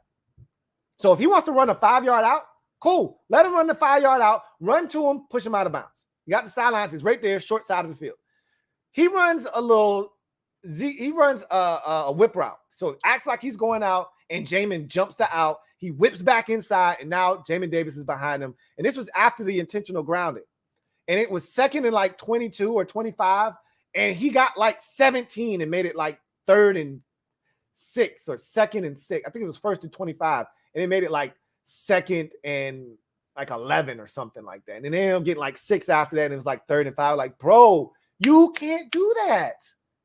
You can't jump outside and let them get inside, and there's no help inside. it was just little stuff like that, Obviously, the Etienne, dropped touchdown. That was a miscue. I don't know if that was Jameson's fault, or if that was Cole Holcomb's fault. Somebody was in the wrong there. He shouldn't have been that wide open. But same thing with the James Robinson touchdown. That was more Cole Holcomb. But they got some stuff to clean up. Obviously, there's no doubting that. I thought he was okay. I actually thought Jamin Davis was okay. I want him to continue to play aggressively. I thought he was aggressive today. I thought he blitzed effectively. I want to see more of that. Ryan A., thank you for the super chat. Greatly appreciate you. Thank you for being a member of the MOBB, who writes, thanks so much for the tickets, Lou. Had a blast. Great game. Great seats. Everyone join the mob. What you waiting on? You heard the man. If you haven't already done so, please join the MOBB. Get in on the fun. We had a great time, even though, as Take Command for Life said, there was some negativity when we got down. I don't care about that. That doesn't bother me. I just love the activity and the constant communication and conversation that we have in the MOBB as we're watching the game. And obviously, we're giving away tickets. There's going to be bonus content that you're going to be getting as members of the Mob Squad. So a lot of perks. Join up. Glad you enjoyed the seats, Ryan. All right. I always like feedback when I give away tickets. Always love the feedback. Glad that you enjoyed the tickets, enjoyed the parking. Because, again, the package that I have that I'm giving you, it ain't just tickets. You get the whole shebang. You get the gold pass. You get the parking passes. And, of course, you get the tickets. So I told you, I'm not going to give you no trash seats, okay? You'll be close enough to see what the hell's going on. You're not going to be sitting in the nosebleeds. I'm not going to do you like that, okay? So I'm glad you enjoyed that, and I'm glad you did your one job. All I ever asked is to bring home the dub, and you did that. Shout out to my guy, Ryan A. Let's see. Big Money Sonny, thank you for the super chat. Greatly appreciate you, my guy. Big Money Sonny writes, I'm enjoying my bowl of cherries with a cherry Coke. That's a little too much cherry, but cherry cola is actually really good. There's not many things that I enjoy cherry. I don't drink soda. I haven't had a soda since the 7th grade.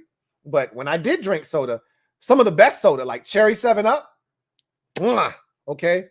Anything cherry soda-wise, cherry Pepsi, cherry Coke, okay, cherry Dr. Pepper, all of that shit was delicious. So I'll give you a pass there. Jesse Prescott, thank you for the super chat. Greatly appreciate you. My guy Jesse writes, drop a gem on my melon. Is there a logical reason why we struggle so much playing with the lead? Do they just start playing too far off the receivers? I think today wasn't any like mental block per se, like, oh, we're up. Can we just hold on for dear life? Because we weren't up that much. Like, let's not act like 11 points is a ton in this league. It's not. Okay. Had we been up 28-3 and we blew that lead, then you could start to be like, what is going on? But we were up 11 early in the game too. So after 2 possessions, it was 14-3. And it stayed that way until the 3rd quarter. We just failed to take advantage of opportunities. I mean, look, we're driving the football. We're in Jaguars territory. We're already pretty much in field goal range, and Curtis Samuel puts the football on the carpet. All right. It happens. Look, they get paid too. They're going to make some plays. And that was a great strip. Curtis Samuel had no idea that guy on the backside was going to poke in there and knock the ball free. And he reached in the cookie jar and yum, yum, eat him up. Yum, yum, eat him up. There were the cookies. And he grabbed it. And so it happens. I think, first of all, we don't play with the lead very often. So that's a tough question to ask because generally we're playing from behind. Like us getting out to a 14-3 lead was refreshing. Like, that was refreshing. Okay. So I feel really good. I feel really good about what was done, from that standpoint of starting the game fast. But I think what needs to be done is we need to continue to be aggressive. I didn't think Scott Turner, and again, I'll go back and I'll watch the film and we'll break it down. But I didn't think he remained aggressive. I think that's the biggest issue. And for those of you on Patreon, you'll get the film breakdown and we'll watch and see what exactly went down during that, kind of lull from, the mid stage of the second quarter all the way to the early stages of the 4th quarter, and what the hell actually was going on offensively. We'll really be able to dig into that. But Defensively, we got up and we had opportunities, whether it was Jacksonville missing a field goal, whether it was Jacksonville dropping a fourth down. We had opportunities to extend this lead. The defense, it wasn't pretty, but it was gritty, and they gave the offense ample opportunities to spread this lead out and make this a game where Jacksonville felt the pressure of being down 3 or 4 scores. They didn't do that.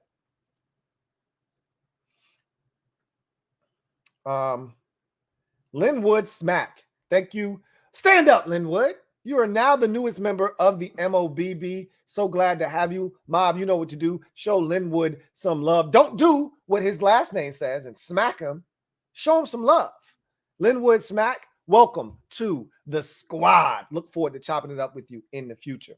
Leo Benjamin, thank you for the super chat. Greatly appreciate you. My guy, Leo Benjamin, thank you for being a member of the MOBB. Writes, what up, Lou? What up, Leo?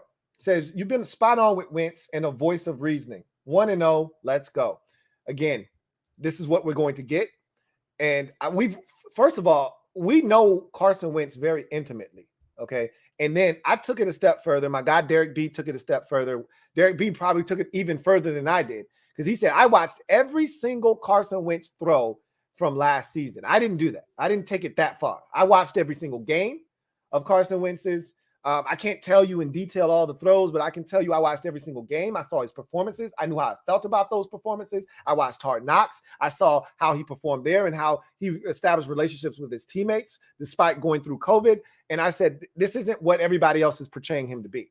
So I felt good about what we were getting. But you got to understand what Carson Wentz is. There is a reason why he's on his third team in 3 years, okay? It's not because everybody else is crazy, okay? It's the fact that he does have some deficiencies, but he's also good enough to help you win football games. And we've seen that up close and personal, I might add. Okay. So I'll take him here. I'll take him. You don't want him. I'll take him. The great Watubi. Thank you for the super chat. Greatly appreciate you. Thank you for being a member of the MOBB. The great Watubi writes, Carson would have had a perfect game except for 4 plays, 2 interceptions and 2 overthrows. Was it just 2 overthrows? I felt like he missed a couple of throws where he was late. I thought there were some opportunities to get the football to guys like the Terry. I don't know if you guys remember, there was a ball to Terry early in the game. It was like a deep out, almost like a bench route to Terry. And the ball, I felt like first he didn't anticipate the throw. And number 2, I felt like that throw kind of hung up there. He needed to put it more on the line, and he allowed that safety to come over and break it up. I thought he was a little late on some throws, right? But he missed the Dax Milne throw. He missed Logan Thomas wide open over the middle of the field. He missed Jahan Dotson. That's 3 throws right there, okay, that he missed. Then the 2 interceptions. And we probably could go and nitpick 2 or 3 other throws that he could have made sooner that ended up either being incompletions or there wasn't enough yards after the catch because he waited too long to throw that football. So he was far from perfect. Let's just call a spade, but he was good enough for us to win. And that's all I care about. We could save the semantics, good versus great, great versus perfect, only if, those 4 plays did happen. Don't be Greg Minuski, okay? Well, if not for these 4 plays, those 4 plays did happen, Greg. And you did give up 247 yards rushing, Greg. So, yeah, there's that. But great Watubi, to your point, Carson Wentz was good in this game. Very, very good. Joe Rockhead J, thank you for the super chat. Greatly appreciate you. Thank you for being a member of the MOBB. My guy, Joe Rockhead J, writes, this is how you start your game and a season. Exactly. Now, I'm not satisfied, okay?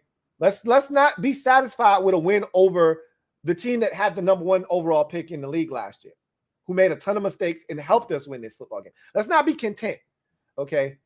Let's go and make it 2-0 against the teams that had the number 1 and 2 draft picks, which is why I keep talking about this schedule and how the shit is set up. Let's go take advantage of Detroit. They're hungry. You know, they feel like they let one slip through their fingers today. They're hungry, and they're looking at us like food. Once again, they're looking at us like food. We're looking at them like food. Somebody's going to eat. Why not have it be us again? Okay?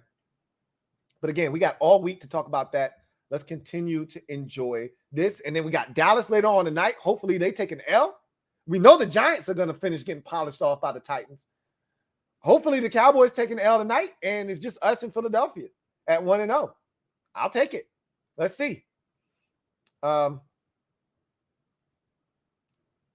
Big Money Sonny, thank you for the super chat. Greatly appreciate you, my guy. Big Money Sonny writes, Mob and Cherry Squad pulled up and represented at the stadium today, Lou. They all had a nice meetup, and Luck had the entire place blazed up. My guy Luck, I love him to death. That's my guy. I'm glad y'all had a good time at the game.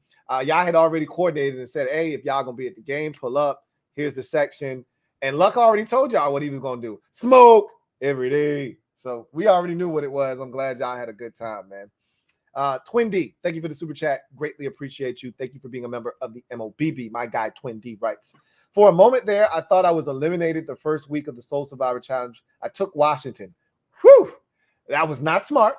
Okay. But it looks a lot better in hindsight after they get the win because there won't be many opportunities for you to take Washington this season. So you dodged a bullet. But I would not have spent my first pick on Washington. But, hey, it worked. And I don't have room to talk because my pick hasn't come through yet. I've got to see if, the Broncos are going to take care of the Seahawks on Monday night. But I think some people picked San Francisco and they lost to the Bears. I can't wait to watch that game. What the hell happened there? That they only scored 10 points and then they allowed Justin Fields and that offense to score 19 and win that game. And I know a lot of people picked the Ravens, and the Ravens destroyed the Jets. So we'll see. Nick Caps, thank you for the super chat. Greatly appreciate you. Thank you for the super chat and the support, Nick Caps. Jason Fios, thank you for the super chat. Greatly appreciate you, my guy, Jason Fios. Thank you for being a member of the MOBB. Writes, what up, Lou? Bend but don't break defense. The ups and downs of Carson. Ron's plan will be rough on the old ticker this year. I told you guys already. Like everything that I said in the game plan and the keys to the game kind of came to fruition. We'll get to that tomorrow on the show. We'll cover all of that. We'll really get into that in explicit details. But I already told you guys this is a roller coaster we're going to go on with Carson, right? Good son and the bad son, right? The good Carson and the bad Carson. Which one are we going to get? We got both in the same game. But we got more good Carson than we did bad, and that's why we ultimately won the football game. Give him hell. Like all of those things came to fruition. And I told this defense, bend but don't break. They got a stinky field goal kicker over there. Keep them out of the end zone. Give us a chance to win this football game. And they did that. Again, it wasn't pretty. It was aided and abetted by the Jaguars and some of their miscues. Again, not my problem, okay? I don't root for the Jaguars. So not my problem. That's for them to figure out. And that's why they're a 3-14 or 4-13 type of football team. Because they make those types of mistakes. And we benefited from it today, and we got the dub. We'll put it in the left-hand column, and we on to the next. Luke Butts, thank you for the super chat. Greatly appreciate you. My guy, Luke Butts, writes, Lou, we got guns and shit. You're damn right we do. Bop, bop, bop, bop, bop, bop, bop, bop. We got guns and shit. And them shits is locked and loaded, and they ready to explode on somebody, man. We ready to empty the clip if we have to. Like, this was just a tip of the iceberg right here, man. We didn't even go get the heavy artillery yet, okay? We literally were over here using semi-automatics and pistols today. We didn't pull out the big heavy guns, man, the heavy machinery, okay? Wait till we get this shit rolling and we start involving all kinds of players and get explosive plays and the run game comes to the table and now play action fake is off the chain. Wait till we really get this shit up and going. We got guns and shit, and we actually got a quarterback that knows how to use them. It could get ugly, man. It could get ugly. In here. Oh, in here. Oh, in here. Oh. Just one game. Got to see it consistently, though. Red Wings 01. Thank you for the super chat. Greatly appreciate you who writes. Our weapons, especially Curtis Samuel, came for their ankles. That's the Curtis Samuel we paid for, and I love it. Exactly. That's what we're looking for. We need our guys to stay. You know what? And if they do, this offense is going to be problematic. Period. Wentz has never played with a supporting cast quite like the one he has this year. And so if they can stay, you know what? Sky's the limit.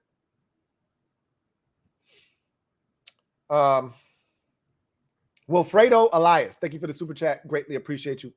Double up. Thank you for doubling up. Wilfredo, who writes, tell the preseason truthers that the third down D was good today. LOL. Also, Defoe solves our Buffalo nickel question. Still not sold with BSJ in the slot. So many questions. Still no definitive answers yet. You can't even say that he's the answer to our Buffalo nickel concerns. I like what I saw today. I want to see more of it, but I can't just extrapolate this one performance over the life of a 17-game regular season schedule and hopefully what amounts to bonus football as well. I've got to see more before I can definitively say, yeah, we got our Buffalo nickel. I want to see more, okay? And even when Cam Curl comes back, I'd like to see him be on the field and get some snaps and opportunities. As for Benjamin St-Juste, I already told you in the preseason I wasn't sold. He was nice and quiet today. That doesn't mean he was good. It just means Trevor Lawrence may not have looked his way. For all I know, I go watch the film, and this guy could have been getting cooked the entire day, and Lawrence just happened to be working the other side of the field and didn't see guys wide open, because at least twice I heard Robert Smith during the telecast say, man, if Trevor Lawrence just gets this football to XYZ, I know one in particular, he was talking about Zay Jones being open underneath, and he said, at least 20 yards after the catch, if he just dumps it down to Zay Jones, there was nobody within 20 yards of him. That's scary. Somebody blew coverage. There should never be a guy open with 20 yards of green grass in front of him. But that's what Robert Smith said, and he's looking at the all-22. So I don't know if Benjamin St-Juste was good or bad today. I just know he was quiet. I like my corners quiet, okay? Doesn't mean he was good. Just means he didn't get picked on. They didn't come his way, okay? That said, I want to see more. I want to see everything again, all right? And the third down defense was good today. Don't run and tell that, okay? Don't go run and tell that, because guess what? A lot of this was Jacksonville's doing, okay? Some of it was us, and we got pressure, and I can't stress this enough. We got a lot of pressure today. But you know what? There were drop balls. There were missed opportunities. There were guys open. And Daron Payne batted a couple down. If he doesn't bat those down, those are probably catches and conversions on third down. So some of this was Trevor Lawrence just being Trevor Lawrence. And I'm hoping that next week it'll be Jared Goff being Jared Goff. And next week we don't have to worry about Jared Goff's legs. That's less of the conversation. But it was good in this particular game. It was 3 of 12. I'd rather get off to a good start.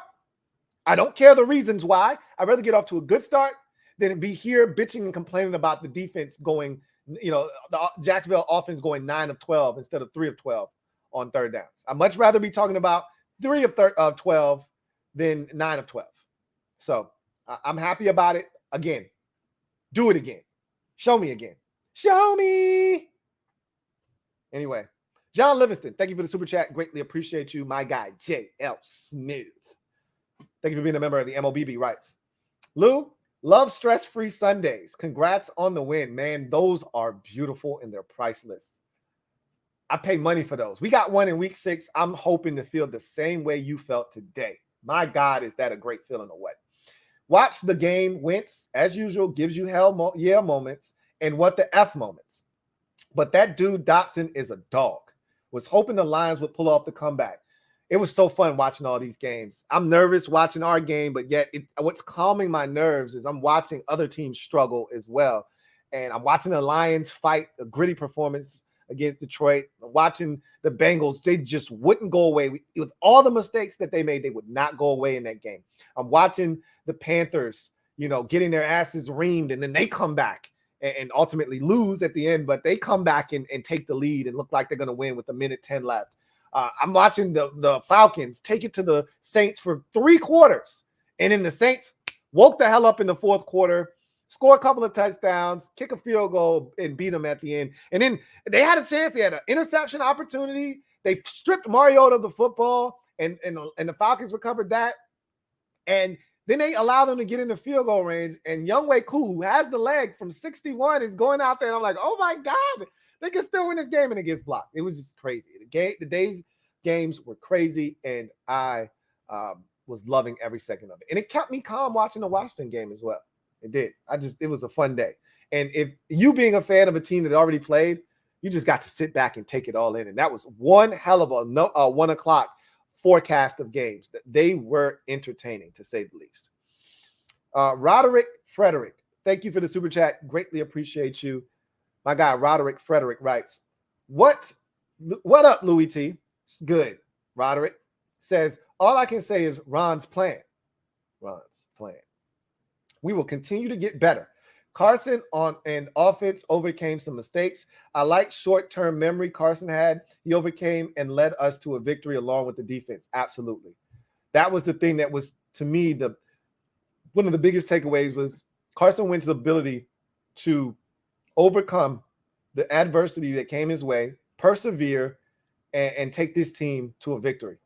You know, he could have easily succumbed to all of the negativity that had been said about him before the season started. Oh, Wentz he's going to make mistakes. You can't win with Carson Wentz. You guys are going to see he's inaccurate. Yeah, he was all of those things. You know what he also was? A damn winner today. A mentally tough, badass competitor and winner today.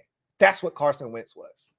That's what the game's been missing at the quarterback position. We had a badass competitor last year in Taylor Heineke, but he just wasn't good enough. Period. Badass competitor. Just wasn't good enough. We had a badass competitor that mentally overcame mistakes and got it done. Ron's playing. Even though I was cussing Ron's ass out and I reamed him after he challenged that Trevor Lawrence forward pass. That wasn't even close. Like, Ron, what are you doing, bro? But it's all good. Got the dub. Fat American. Thank you for the super chat. Greatly appreciate you. Double up. Thank you for doubling up. Fat American writes, this win feels way better than last season's first two. You know why it felt so much better than last season's first two? Because we're actually over 500, which we were never over 500 at any point last season. This was Jacksonville. It's not that much different than beating the Giants or the Falcons. And those were entertaining ball games. But the reason this feels different is because this is sustainable. Not the turnovers and still winning despite turning it over 3 times. No, that's not sustainable. The offensive performance, again, was good. It wasn't great today. Imagine if they had it clicking on all cylinders. We would have scored 40 today. Okay? Even with the shit not being on for a quarter and a half, close to 2 quarters, the offense being completely off, we still scored 28 points, 4 touchdowns. Imagine when we get this shit revved up. Okay? This shit is sustainable. That's why this feels different, which is why I've been talking about the potential for winning double-digit games this season. Because the offense, and I said this from the jump, I'm not worried about the offense. As long as we are healthy, this offense is a top 10 type of talent in terms of offensive, skill position players and a quarterback pulling the string. This is a top 10 type of offense. We can do that. That's why I feel so confident. And that's why I was confident going into this game and confident overall going into the season. I still got my doubts and apprehension about this defense.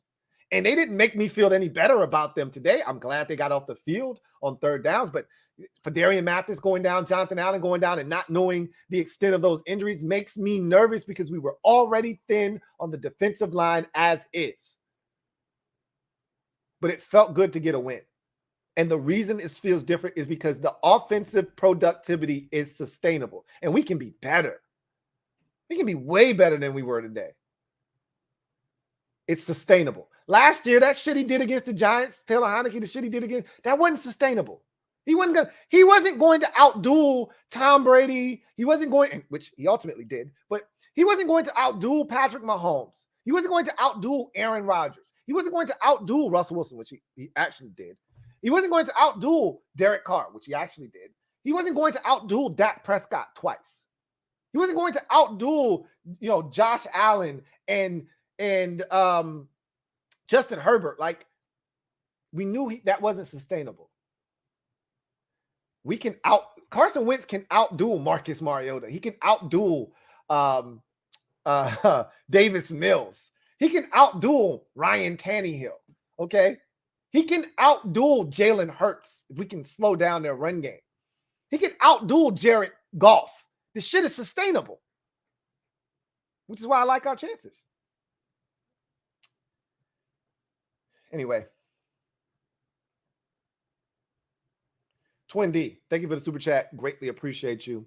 My guy, Twin D, double up, thank you for doubling up. Writes, I am a huge Gibby fan and love the way he played today. If that becomes his norm, we will be tough to handle. Love the opportunity presented to him. Honestly, no matter what happens moving forward, Gibson is a weapon, period. They realize it now. You hate that it had to be this way, but he's a weapon. And they're going to finally start utilizing him the way that we thought he was going to be used when we drafted him. We thought he was going to be a bigger fixture in the pass game, like he was today, 7 catches. Okay. We thought he was going to be a guy that was all-purpose dynamo. He's going to be that this year. Gibson had all-purpose yards today. Antonio Gibson had well over 100. At one point, it was 114, if I'm not mistaken. 58 on the ground and 72 as a receiver. If my math serves me right, that's 130 yards of total offense for Antonio Gibson. 8 targets, caught seven of them, 14 rushes, 58 yards. That's 4 a pop, 4.1 to be exact. He was outstanding today. So as far as I'm concerned, if we get that kind of action out of Gibson, and we won't get 130 all-purpose yards every single week out of him, okay? But if he's hovering around 80 to that same 130 today, and it's somewhere in that neighborhood, we got a good day out of Antonio Gibson. You know, I'm going to be feeling like Ice Cube. If he held on to the rock and put up a type of performance like he had today was a good day. Leo Benjamin, thank you for the super chat. Greatly appreciate you. Double up. Thank you for doubling up. Who writes, we won, Lou. That we did. Feels good. I kissed my wife after the game, and she was excited. She kept saying, I'm about to go upstairs. I can't take this. And she wouldn't leave. She couldn't leave. And we got the win. I said, yes, we want to know. And I said, give me a kiss. And she gave me a kiss, and I said, that's the first of many. So I'm looking forward to doing this at least 9 to 10 more times at a bare minimum this season. Get prepared, guys. Be prepared. Get used to this feeling, because we're going to feel it a lot this year. I can't guarantee you that this will be the move, moving forward next year and the year after that, a year after that. But this year in particular, get used to it, because we're going to do a lot of winning this year. Zacchaeus Maggette, and I've told you guys that already. So this ain't the first time you heard that from me. Zacchaeus Maggette III, thank you for the super chat. Greatly appreciate you. Who writes, this wide receiver trio might be doing big things. I'm impressed. And again, Cam Sims only had 1 target today. De'Ami Brown, I don't even know if he was active today. I'm pretty sure he was. I looked at the inactives. He wasn't on it. But if he played, he didn't get any targets. It's a luxury to have a guy you spent a 3rd-round pick on last year not even be even in the game plan. In past years, a guy we spent the 3rd-round pick on, he was one of the focal points to the game plan, and we're relying on him like we were last year. We don't have to have his production right now. He's an afterthought. That's how good we are at receiver right now. It's a beautiful thing. McKinley Bell, thank you for the super chat. Greatly appreciate you. Thank you for the super chat. McKinley Bell. 1/6 Devil Doc, thank you for the super chat. Greatly appreciate you. Double up. Thank you for doubling up. Who writes, Jahan Wick will be killing a lot of corners and safeties this season. Indeed. They're going to get some work. We got a lot of work over here, man. It's a stack of it. We're going to be handing out a lot of work this year, man. I call them the juice, those receivers. Okay? I call them the juice. A lot of DBs and safeties out here looking thirsty, man. You can get a squig. That's what they got today. They didn't get the full shebang today. They got a squig. But I'm looking at these young boys and I'm like, hey, y'all got the juice now. I'm going to see what they do with it. But they got the juice. They got the juice and the squeeze. You just saw a little bit. 3 of the 4 touchdowns today were the wide receivers. Okay? Oh, all 4 of them. Excuse me. All 4 of them. Curtis, 1. Terry, 1. Jahan, 2. They got the juice and the squeeze. These boys are ready, man. Spence Kalis, thank you for the super chat. Greatly appreciate you. Spence Kalis, thank you for being a member of the MOBB. Writes, 1 game down, 16 to go. Must take your advice. Be calm. Absolutely. Sip slow. It's easy to get drunk after a victory. Please sip slow. Okay. And this is coming from a man that predicted 12-5, which is the opposite of sipping slow. But I'm telling you, because I can take it. A lot of you cannot. I'm telling you, for your sanity, for your sake, sip slow. This is just 1 game, and it's against Jacksonville. Keep it in its proper perspective. We didn't beat Green Bay today. We didn't beat Philadelphia or Dallas today in Dallas. We beat Jacksonville. Keep it in its proper perspective. We play anybody else on the schedule, including Detroit. We probably don't win today, okay? Just so you know. So keep it in its proper perspective. But guess what? We did win today, and that does instill confidence. You know the cycle. You know it's vicious, flavor delicious.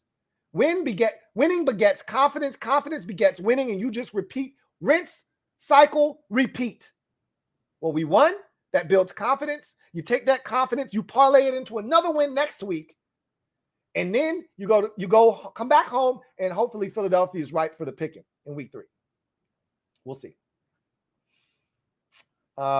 McKinley Bell, thank you for the super chat once again. Greatly appreciate you.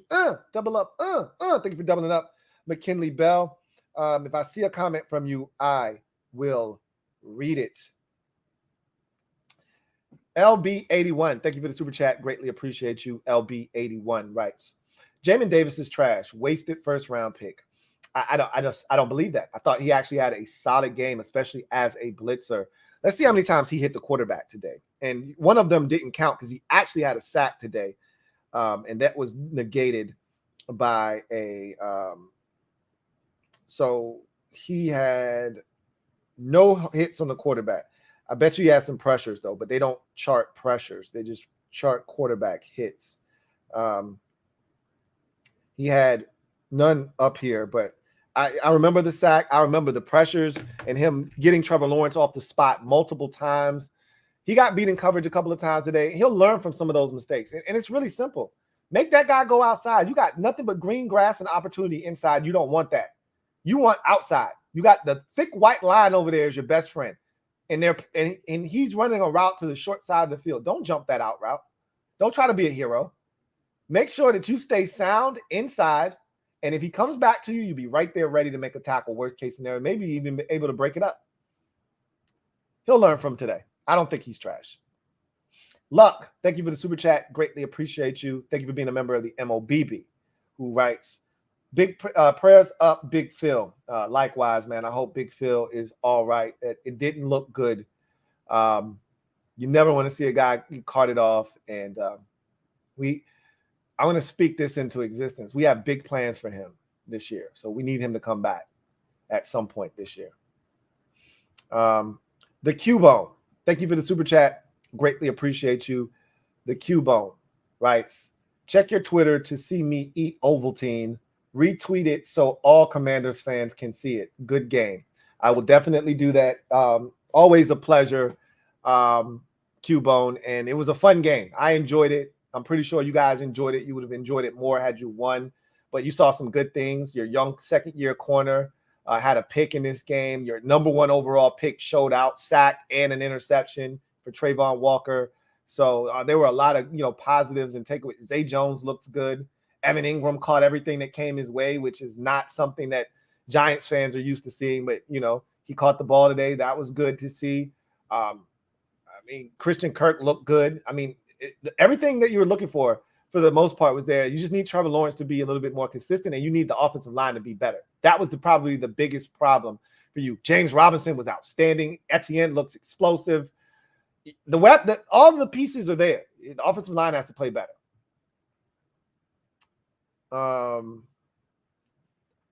Oni Sin, thank you for the super chat. Greatly appreciate you. Thank you for being a member of the MOBB. Oni Sin writes, this team / coaches and Zeus Carson got weapons / options. Keep letting him sling those lightning bolts. LOL. That thing to Terry was a thing of beauty. That shot right there in that little honey hole between corner and safety, before the safety could get over, behind the corner on a rope. Okay, that thing didn't need to have air. It couldn't allow that safety to get over there to hit Terry. It needed to be on the line, and it was.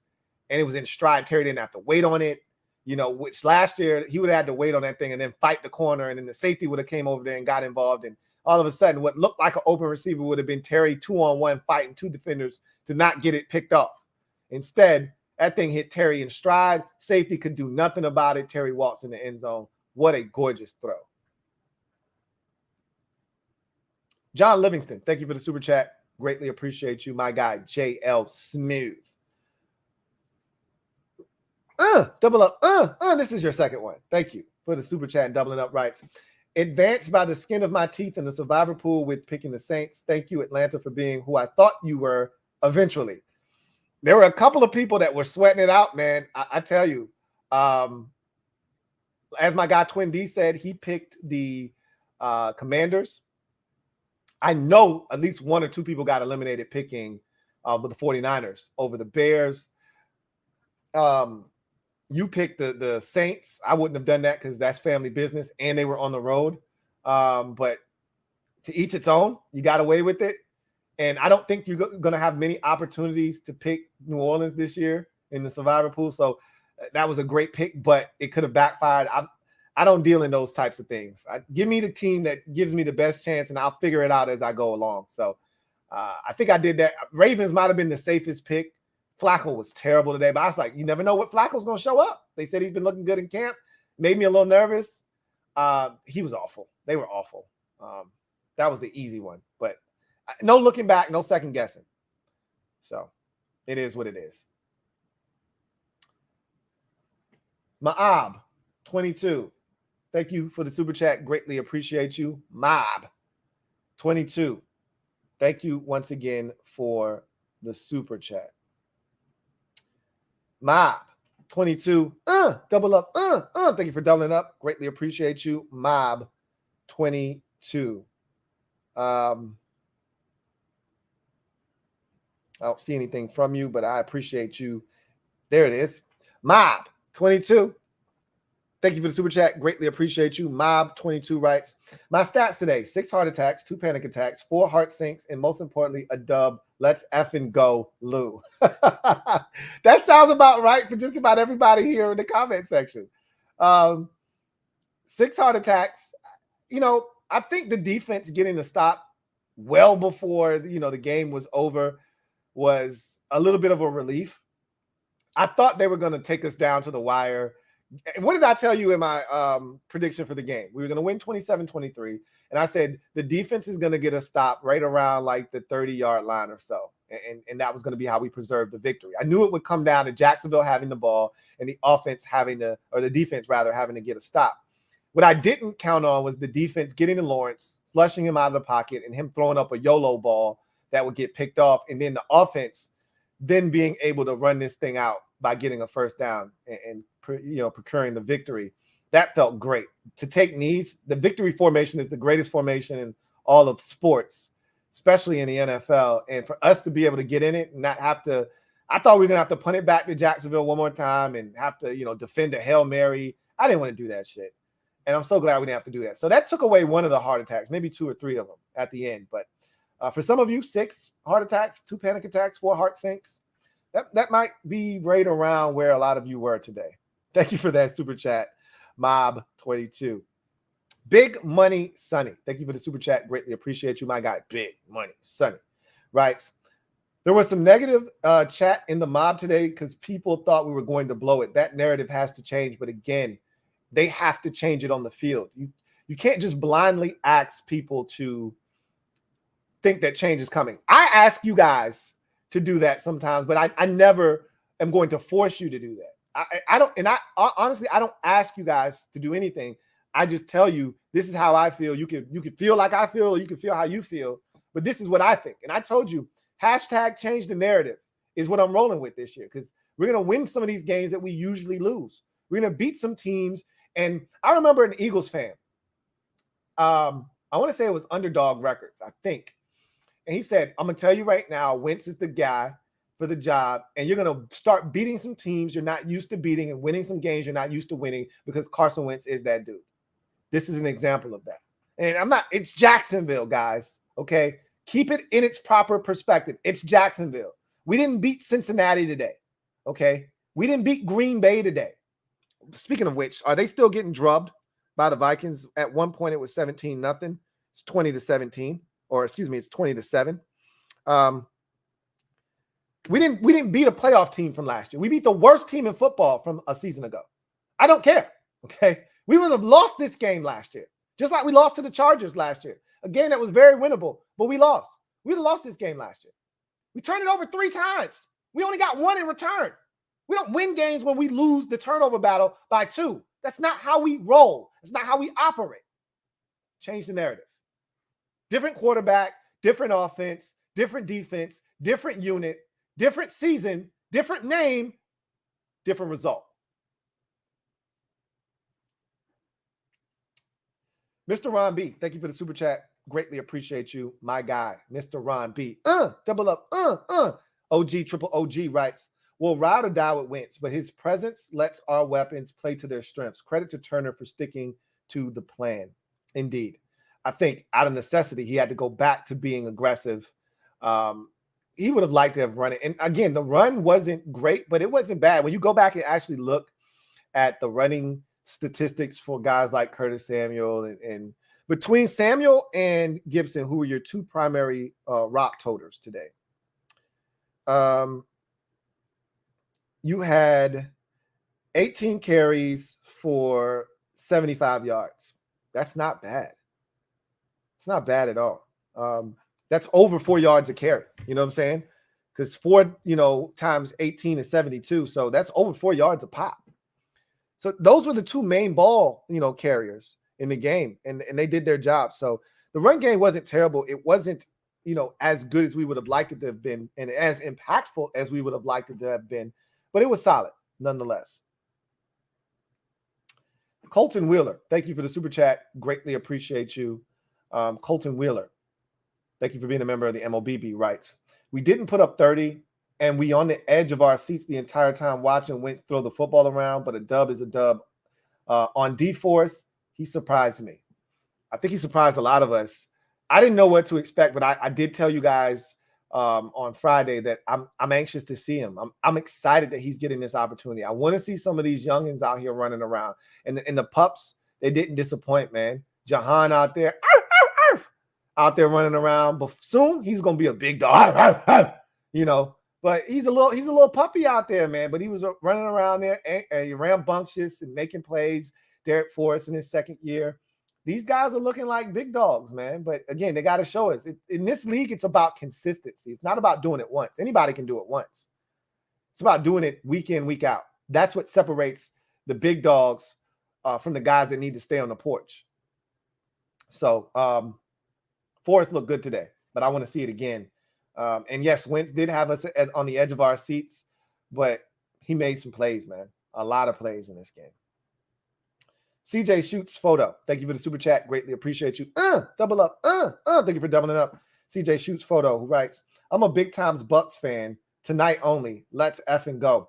It always feels good when we get the win and then somebody in the division is playing later on that day or the next day. That's what we're getting tonight with Dallas. It'd be the cherry on top. Even if Dallas wins, I don't give a shit. I've said this before. All we can do is control what we can control. But it'd be really nice. We get the nice little sundae with the swirl all the way to the top. It curls over the top, right? You got to get that little bit of ice cream that you got to lick it straight. How about putting a cherry on top of that thing? I'd love to do that. When I used to go to Wawa and get the smoothie, and they asked me, you want sour cream? You're damn right. Sour cream and put a cherry in my bitch. That'd be the cherry on top with the not sour cream, the whipped cream, excuse me. They asked me, you want whipped cream? Damn right. Fill that shit up. Put a cherry on top of that. Cowboys losing tonight would be the whipped cream inside of my smoothie that I don't really need, but I want, and the cherry on top. Robert Mitchell, thank you for the super chat. Greatly appreciate you. Thank you for being a member of the MOBB, who writes, Lou, feeling good about the win, but better with the possibilities as the chemistry builds.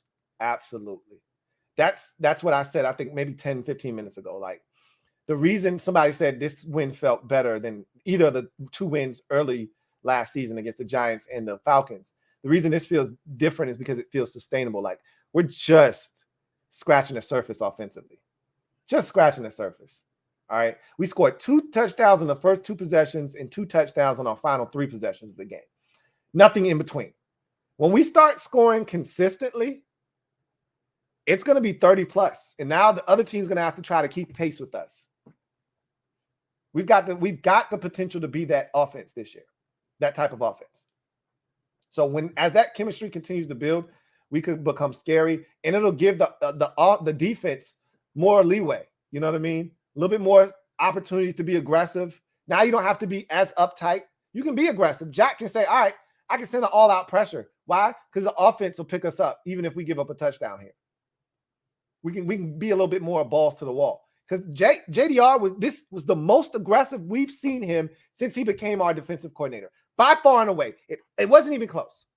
And to me, what that spoke to was they didn't respect Jacksonville's receivers. Maybe they should have, because they did get behind us on a number of occasions. But they didn't respect their receivers. Not enough to the point where they said, we got to play back, often soft, keep everything in front of us. Now, they were coming after them. They were throwing the kitchen sink. We were playing man-to-man across the board. And Travis Etienne got behind Jamin Davis one time early in the game, and Trevor Lawrence just flat out missed him. Like, there were opportunities, right? But I like his aggressiveness. Make them make the play. What I can't stand is when you sit back in soft coverage and they get to pick their spots. No, make him make a throw. If he makes it, you say, hey, you got us. We can't ask for JDR to be aggressive and blitz and then want to bitch when the back end doesn't hold up. All he can do is call the play and hope that they execute it. You can't ask for the blitz and then be pissed off when it doesn't work. I'm not. I love the aggressive nature. Just like when Scott Turner tried that razzle-dazzle, Carson Wentz flicks it to Jahan Dotson. We got all this action going one way. He flips it to Jahan, coming the opposite way. And the Jags are like, nah, get out of here with that shit. I love the play call. In the comment section in the MOBB, Scott's getting too cute. Nah, you got to get cute too sometimes. I'm not going to go to the club and be having on, my Timbs, some jeans. Like, I'm going to get snazzy on them, especially if it's a grown and sexy club. I don't want my wife going to the club looking busted. Nah, you got to get cute sometimes. That was a nice spot on the field to get cute. It didn't work, but I like it. I like Jack getting aggressive. It could have backfired a number of times today. Dudes were open, but you know what? That's what we asked for. You can't ask for it and then bitch and complain when you get it, and the results are, hey, they making plays on your ass.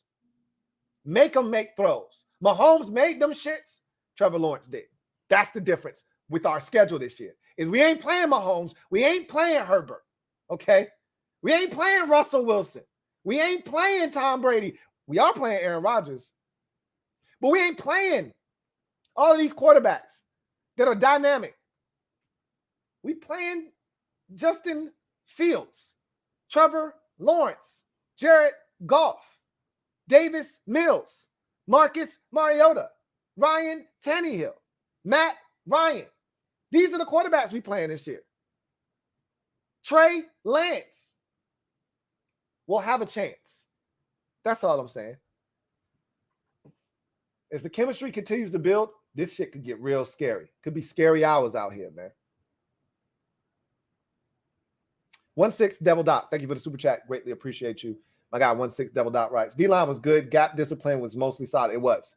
Absolutely it was. Trevor Lawrence had nowhere to step up. And even when he tried to escape outside, there was usually one or two guys out there forcing him to make a decision with the football. I actually thought the rush was really solid today. Shout out to Jeff Scanina and Ryan Kerrigan. Jordan Like the GOAT. Thank you for the super chat. Greatly appreciate you. Jordan Like the GOAT writes, just left the game. Our defense is a problem. No leadership. I see why they brought Bostic back. We'll see. We'll see. It was not a pretty performance defensively. We got away. with a lot of shit today that you might not get away with next week against Detroit. You definitely won't get away with against the Eagles the following week or the Cowboys the week thereafter. We got some shit to clean up. That is for sure. Linwood Smack, thank you for the super chat. Greatly appreciate you. My guy Linwood Smack, double up. Thank you for doubling up. Jonathan Dunn, thank you for the super chat. Greatly appreciate you. Thank you for being a member of the MOBB. Jonathan Dunn writes, week 1 week into changing that narrative. That's it. It's one brick at a time, brick by brick. That's how you're going to change the narrative. We ain't going to change it after just 1 week. All right. Most of these shows, they're going to give us 1 or 2 highlights and move right on from our game. We played Jacksonville. No one has expectations for them this year. No one has expectations for us. We're one of the low-level games in week 1. We want to change the narrative. We got to beat Detroit next week. We got to beat Philly the week after that. We got to go and give Dallas all they can stand and try to get a win there. We got to beat Tennessee at home after that. We got to continue to build off of what we're doing. Okay, can't take our foot off the gas pedal, and we can't expect anyone to give us anything. You want respect, we're going to have to take it. Nobody's giving us anything. You want to change the narrative? This is how you do it. This is a loss last year. We won this game. It wasn't pretty. A lot of mistakes, a lot of things we got to clean up, but the difference is we won. Last year, we would have lost. Change the narrative. Dynamic Dave, thank you for the super chat. Greatly appreciate you. My guy, Dynamic Dave writes, Lou, you skipped my 2 super chats. Please read them. I haven't skipped anything. If I missed that super chat before I got up here, I can tell you I haven't skipped over a single super chat since I have gotten up here. So I'll go back because you asked me to, but I'm pretty sure I didn't miss a super chat.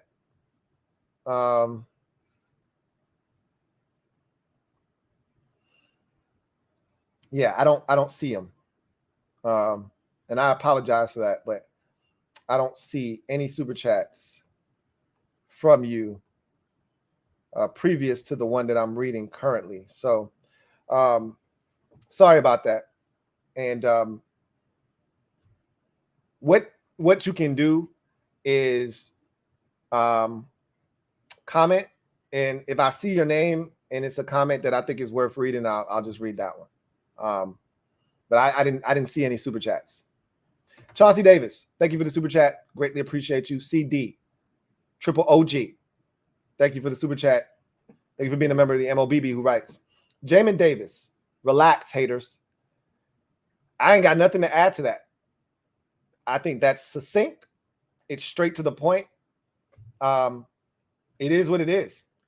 You know how I feel about Jamin Davis. I'm going to continue to give him time. Martin Matthews, thank you for the super chat. Greatly appreciate you. My guy Double M writes, hey, Louie, you summed it up. Coach T put his foot off the gas, and because Curtis Samuel was on fire in the first half, once he figures out that Curtis Samuel can't be checked, everyone will be freed up. I think he knows that. They know Curtis Samuel all too well. They had him in Carolina, and they feel really good about him. And we were just trying to see what he was all about here in Washington. I don't like talking about what guys did in previous locations and stops. I want to know, what can you do for me? And we saw that today. So we want to see more of that moving forward. And I just think he just needs to continue to be aggressive. You know, I did think that he did take, his foot off the gas a bit. And again, I'll be able to determine that watching the film. But it felt like in watching the game, it felt like he got a little bit too obsessed, as somebody said earlier. I think it was King of the North. Somebody said earlier, he got a little bit too obsessed with the short passing game. Jacksonville's being a little bit aggressive. Let's see if we can't catch them in a blitz and hit them with something right behind it and bust off a big one. And it never really materialized. Edward Washington, thank you for the super chat. Greatly appreciate you. Thank you for being a member of the MOBB who writes, Scott Turner's play calling is just as much a roller coaster as Wentz's play. I wouldn't go that far, but it can be better, but I love Scott Turner. I truly do. Red Wing 01, thank you for the super chat.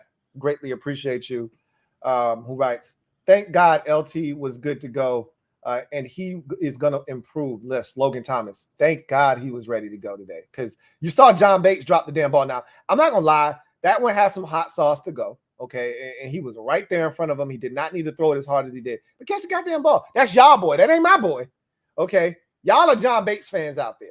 I keep telling y'all John Bates is no more than TE3 on the NFL roster. Love John Bates, the blocker. Love what he brings to the table from that aspect of the game. John Bates is not a dynamic pass catcher, okay? Catch the damn ball. That said, Wentz didn't need to throw that shit 110 miles an hour either. Catch it, though. J Mart, thank you for the super chat. Greatly appreciate you. Thank you for being a member of the MOBB. J Mart writes, as a Notre Dame fan, I need this dub like a fat man need cake. I actually usually feel better when Notre Dame loses because I'm superstitious sometimes. Not all the time, sometimes. And usually when Notre Dame loses, Washington wins. Notre Dame doesn't lose very often. They usually win like 9-10 games every season. And it's not a Notre Dame has to lose for Washington to win situation, but usually when they lose, Washington wins that following day. I knew we were going to win, especially after not only did Notre Dame lose, but then the Braves lost last night. That's my other team. I said, oh, we definitely win it. No doubts in my mind now.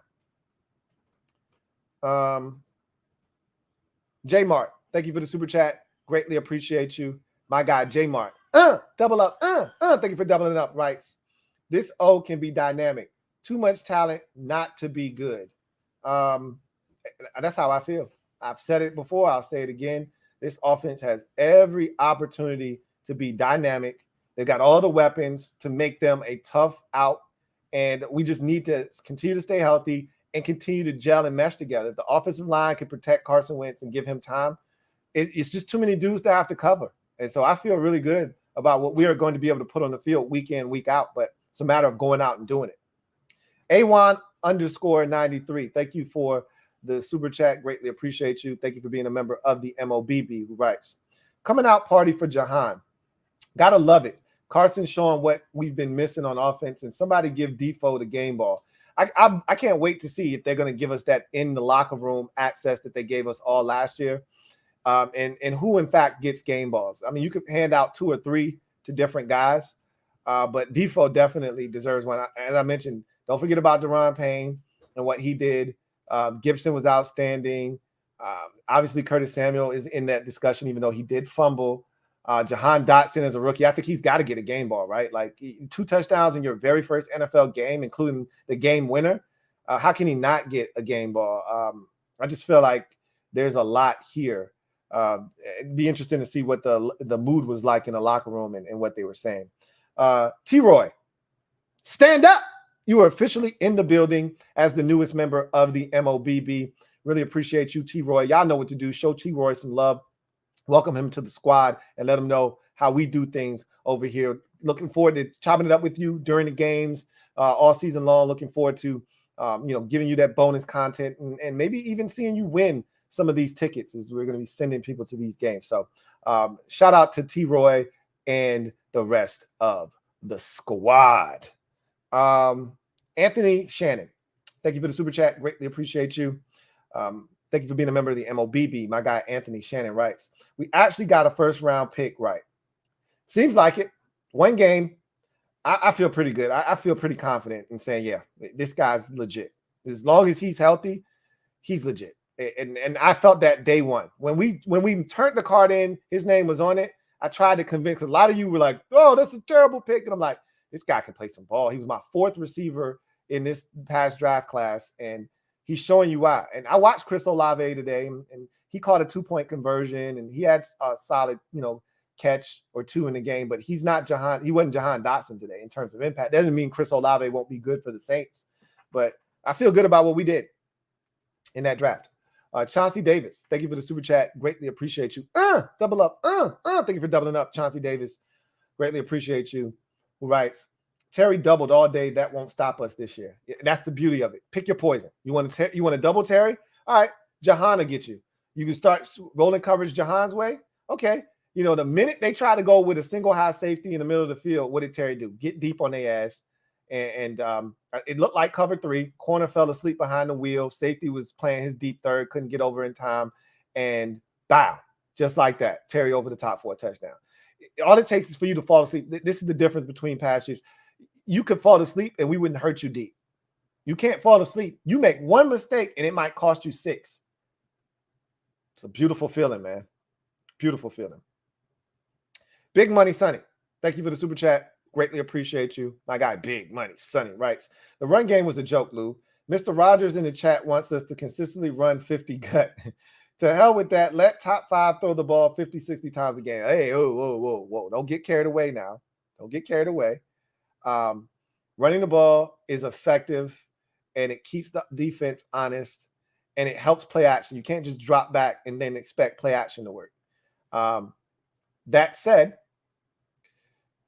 the running game was solid, but it could be a bigger part of the offense, and it could be a bigger help to keeping this offense on schedule. Timothy Teeler, thank you for the super chat. Greatly appreciate you. Timothy Teeler writes, love how they never gave up. We have work to do. We do, but we did it with the dub. And so now, as you continue to correct these mistakes, it's easier to get guys to buy into what you're selling them if we're winning, and they can see that, hey, make the necessary adjustments and we'll be a tough team to deal with.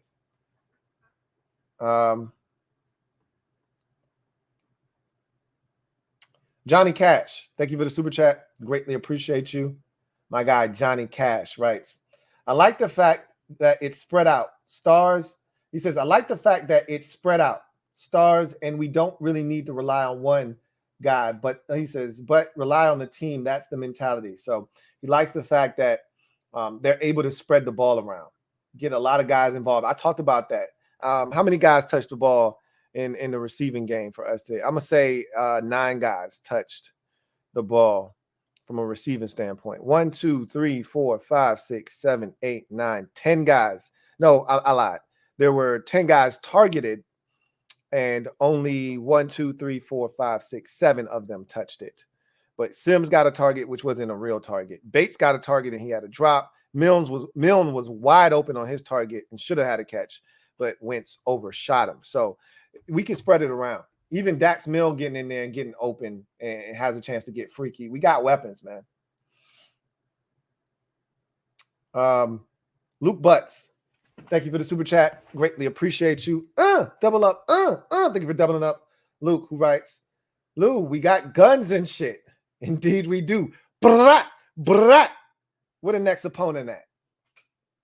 All right. Metaphor, thank you for the super chat. Greatly appreciate you. My guy Metaphor writes, I think this is a double up for you. Double up. Writes, our D equals 3rd of 12 on 3rd down conversion. Wow. 2 sacks, 1 interception, offense, 4 touchdowns, 300 plus pass yards, Tubbs for the 3 amigos. I'll take it. Pour one out for Darian Mathis. ACL question mark? I don't know. I'm not even going to put that in the atmosphere. I don't know.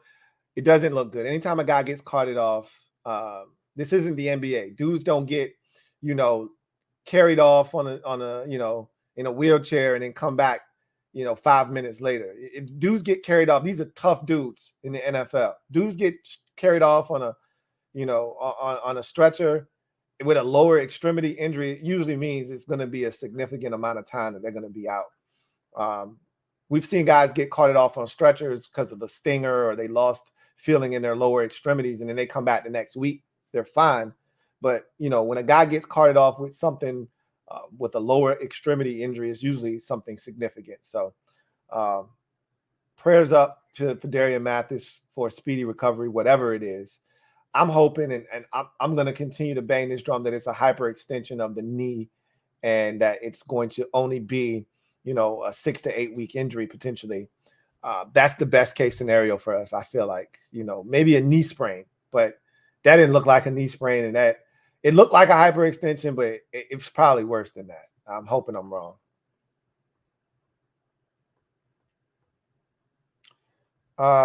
Big Money Sonny, thank you for the super chat. Greatly appreciate you, Big Money Sonny writes, Mega was eyeballing Bake ZD all game. That's y'all guy, man. Y'all love to pile up on my dude. Look, he wasn't good today. I can't defend him today. He wasn't good today. So I got to take my lumps. I'm a Kendall Fuller guy. I'm a remain a Kendall Fuller guy. I'm gonna die on that hill, but he was not good today. Timothy Taylor, thank you for the super chat. Greatly appreciate you. Double up. Thank you for doubling up, Timothy, who writes, and people wanted to get rid of Big Pain. Crazy. Look, it's one game, but he's been one of the most consistent guys on this team throughout the duration of his time in Washington. So you're paying for consistency. And if he plays like this, and again, this is a contract year, if he plays like this, they're going to have to make space to re-sign this dude. They're going to have to figure it out.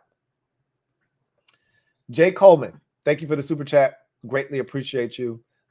Double up. Thank you for doubling up, Jay Coleman, who writes, I hope Allen and Mathis are okay. When Robinson comes back, the offense will be a problem. The offense is already a problem. Hashtag HTTC. It's already a problem. It only becomes a bigger problem when he returns to the lineup. The great Watubi, thank you for the super chat. Greatly appreciate you. Double up. Thank you for doubling up, the great Watubi, who writes, first time in a long time, no field goal tries for us. Ain't that beautiful? Doesn't that feel good? I remember growing up, there was a commercial. I can't remember for what exact store, but it was, doesn't it feel good to pay less? I guess I just told you what commercial it was. It was a pay less commercial, right? Doesn't it feel good to pay less? Doesn't it feel good to kick less? Kick less field goals. Doesn't that feel good? Doesn't it feel good to get in the end zone? One of the stats I'm going to talk about tomorrow, red zone defense. What did I talk about on the breakdown? Keys to the game. When we got to the game plan, red zone defense. Keep them out of the end zone. We were 2 of 2 in the red zone. They were 2 of 5.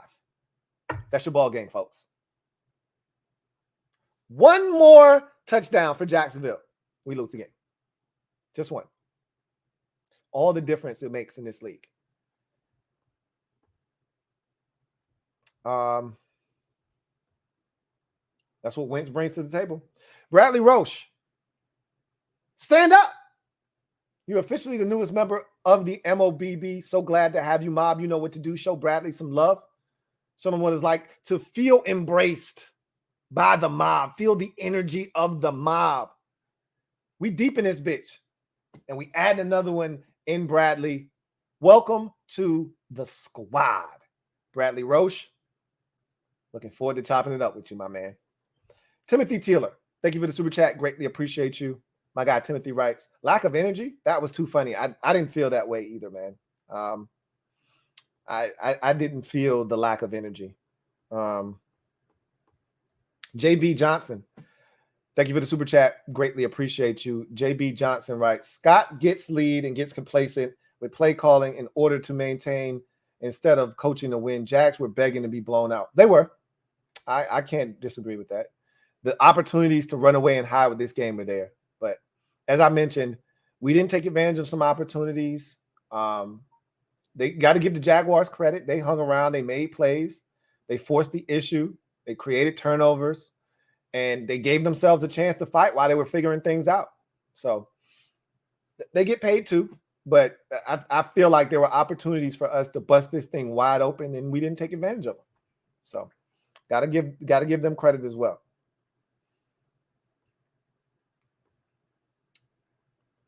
Bradley Roche, thank you for the super chat. Greatly appreciate you. My guy, Bradley, thank you for being a member of the MOBB, writes, hey, Lou, been creeping for a while, but finally joined the squad. Stand up. Love the content. It's the best part of my day. I'll be around for a while. Man, that sounds good. That's music to my ears. So glad to finally see you come from behind the shadows as a lurker and into the light, man. Come to the light. Welcome aboard, man. We've been waiting on you. Look forward to chopping it up with you, man. Thank you so much for the support and for becoming a member of the MOBB.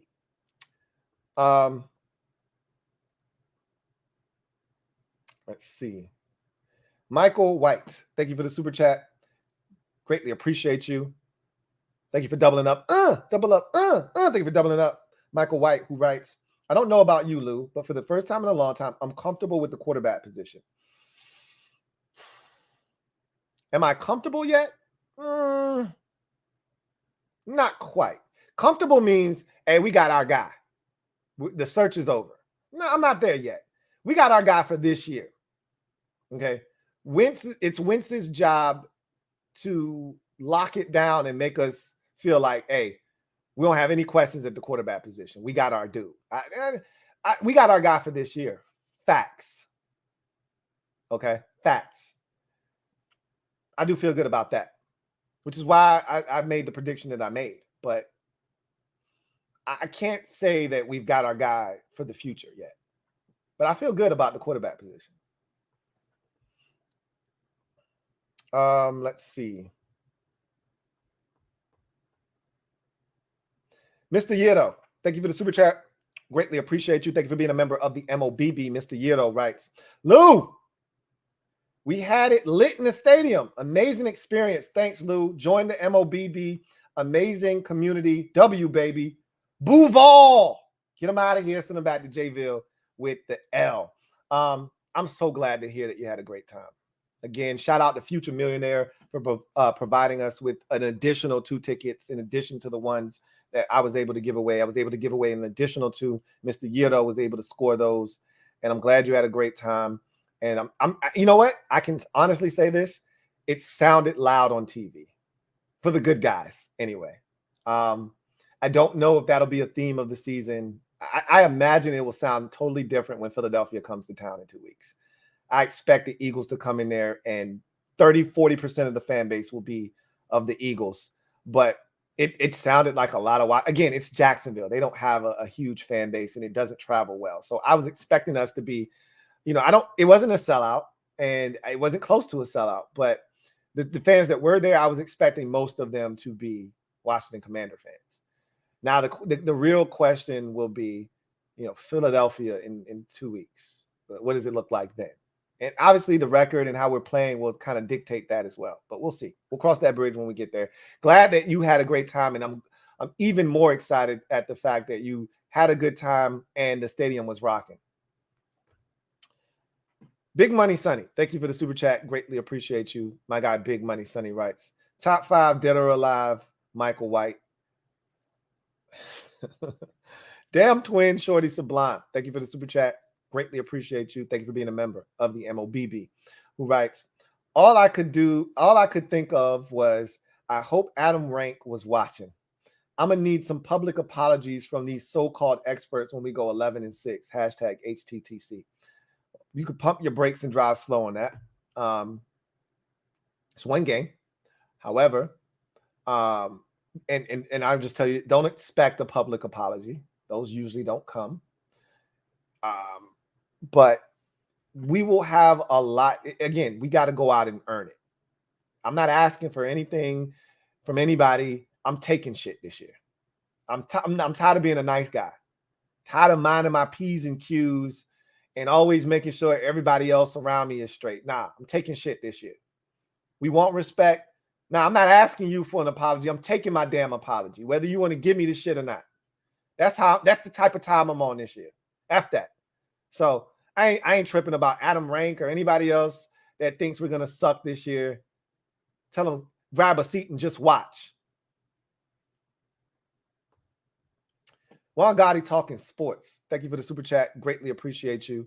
Thank you for being a member of the MOBB. My guy, Juan Gotti talking sports, writes, at the game, I spoke with Cam Curl's dad. Said he wanted to play second despite 2 interceptions. Wentz is a real quarterback. NFL quarterback. Looks like third. Detroit ain't going to be easy. So first, he talked to his dad. He wanted to play. I knew Cam Curl wanted to play. Remember, I don't know if I told you guys this or not, but in that media scrum that he had in his locker, he said, look, I want to play. I want to play all 17 games. But I think that the best decision was to hold him out of this game. So more likely than not, he'll be back next week. He says, despite the 2 interceptions, Wentz is a legit NFL quarterback, which is what I've been trying to explain to y'all. Don't let these so-called analysts out here tell you that Carson Wentz is trash and he's not going to get it done. He can get it done. Look, he's not going to be perfect. Far from it, okay? You saw that today. And trust me, there will be more of that where it came from, okay? There will be more of this, missed opportunities, interceptions. But guess what? You're also going to get touchdown strikes. And you're also going to get Wentz, selling that fake and then finding Jahan in the back of the end zone. You're also going to get Wentz against all-out pressure, laying it out there for Jahan to go and get it. you're also going to get those plays too. So, and he says, thirdly, Detroit ain't going to be easy. Never thought it was going to be easy. And anybody that did, I said this to the mob members because a lot of mob members were pissed off when we started to blow that 11-point lead. And they thought we were going to blow them out after the first 2 possessions. I said, for those of you who thought we were going to blow Jacksonville out, welcome. I said, welcome to reality. Welcome back. We missed you. Okay. This was never going to be an easy game. This is never going to be an easy game. And Detroit isn't going to be easy because we're not good enough to blow teams out yet. We're not there yet. Bradley Roche, thank you for the super chat. Greatly appreciate you. My guy, Bradley Roche. Thank you for doubling up. Double up. Right. I was watching a game with some guys who kept saying how trash Carson was when we went down. I got heated because Joe Burrow was on a TV over and threw 5 interceptions and no one was saying shit. Because he's Joe Burrow. He went to the Super Bowl last year. I get it. I was watching Burrow and I was like taken aback by how poorly he played. But this is the difference. And well, this is one of the differences, but Wentz showed you the ability to overcome. Joe Burrow kept firing. And if they don't miss the extra point, he would have led them on a comeback victory, despite all of the turnovers and interceptions and how poorly he played. He got his receiver knocked out of the game with a concussion, got him blazed over the middle of the football field, T. Higgins, and he just kept firing. And they were an extra point away from winning that football game. But Wentz did the same thing. You know, he was struggling at one point after a fast start, but he regained his composure and showed you why we traded for him, why we ate the $28 million, and why we got a chance to be dangerous this season offensively.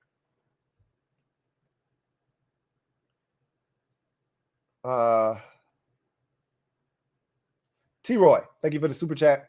Greatly appreciate you. T-Roy writes, Lou, great channel. My guy Luck got me hip. Hey, I appreciate it, Luck.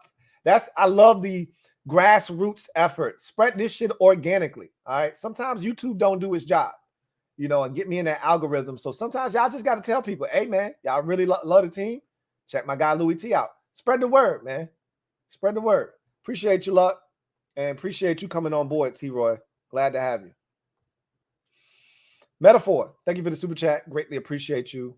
Who writes, I like 3rd and 8 at the end. Number 11 sent it to the house. I loved it too.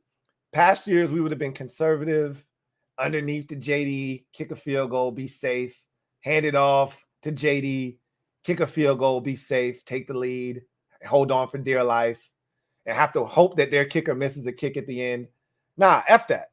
I kept saying, I want 7, man. I don't want a field goal. I don't want to go up by 1. I don't trust the defense to stop them from getting in the field goal range. Get a touchdown, and I want the 2-point conversion. And they got it. I love it.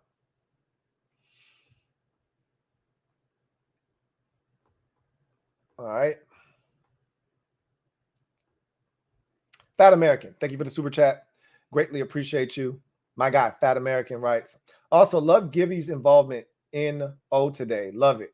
It was outstanding. It was from the first corner route he ran on the first possession that helped us set up that first touchdown to his physical runs in between the tackles late in the ball game when we were churning clock. I just thought Gibby was phenomenal today. Caught it out of the backfield exceptionally well. I thought he ran hard. I thought he broke tackles. You know, that first guy to him, usually he goes down. You know, that first guy gets his legs and he trips down or falls. Nah, he wasn't going for that shit today. You had to come with the hard hat and lunch pail today. Gibby was bouncing off of dudes. And I remember in his rookie season, that was one of my favorite attributes about Antonio Gibson was his physicality and yards after contact. We didn't see that from him last year. Well, that shit's back this year. I love it. Want more of it. Fat American, thank you for the super chat. Greatly appreciate you. My guy, Fat American, writes, D-line looks really good. Wise, he's a guy. I told y'all about Wise. I really like him. And every time he's gotten an opportunity, he showed out. The depth, though, worries me now. Obviously, with the 2 injuries we sustained today, don't know the severity of either of them, but the depth worries me because now Wise has to start next week. He has to start. Understand that. Wise has to start next week. If, and I'm getting ahead of myself, if Jonathan Allen isn't okay to go. Let's hope that that's not the case. Let's hope he's ready to go and Wise is the first one off the bench. And like my guy Derek B said, you may have to call somebody. You know, you may have to call an Ndamukong Suh. That's not the plan. That's not how you want to spend your money. That's not what you want to do. Ron would much rather give a young boy an opportunity. Do we have a young guy that you feel good about? Maybe you got to scour somebody else's practice squad and see if you can't sign a dude like they did with the 49ers and, you know, the Jets when they released those players. I don't know, but they're going to have to figure something out at defensive tackle, especially if the Fedarian Mathis injury is a long-term one.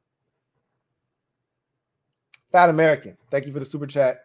Greatly appreciate you. Who writes, chat trashing Jags like they're not better this season. The chat was the chat. You're going to get a little bit of everything. There were a couple of comments that I didn't take too kindly to. The ones that made it seem like we were 13-4 last year and the Jags were the number 1 overall pick and that we shouldn't be playing around with the Jags.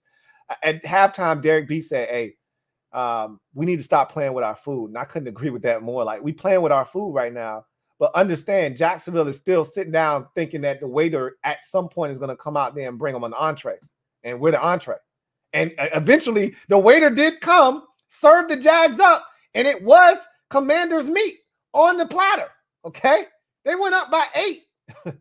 So, you know, this whole notion that, oh my God, we got to blow Jacksonville out. We suck. We're losing to Jacksonville. Hey, we're right in the same boat as Jacksonville. Till we prove otherwise, change the narrative. Until we change the narrative, we're no better than Jacksonville. We're no better than them. Okay.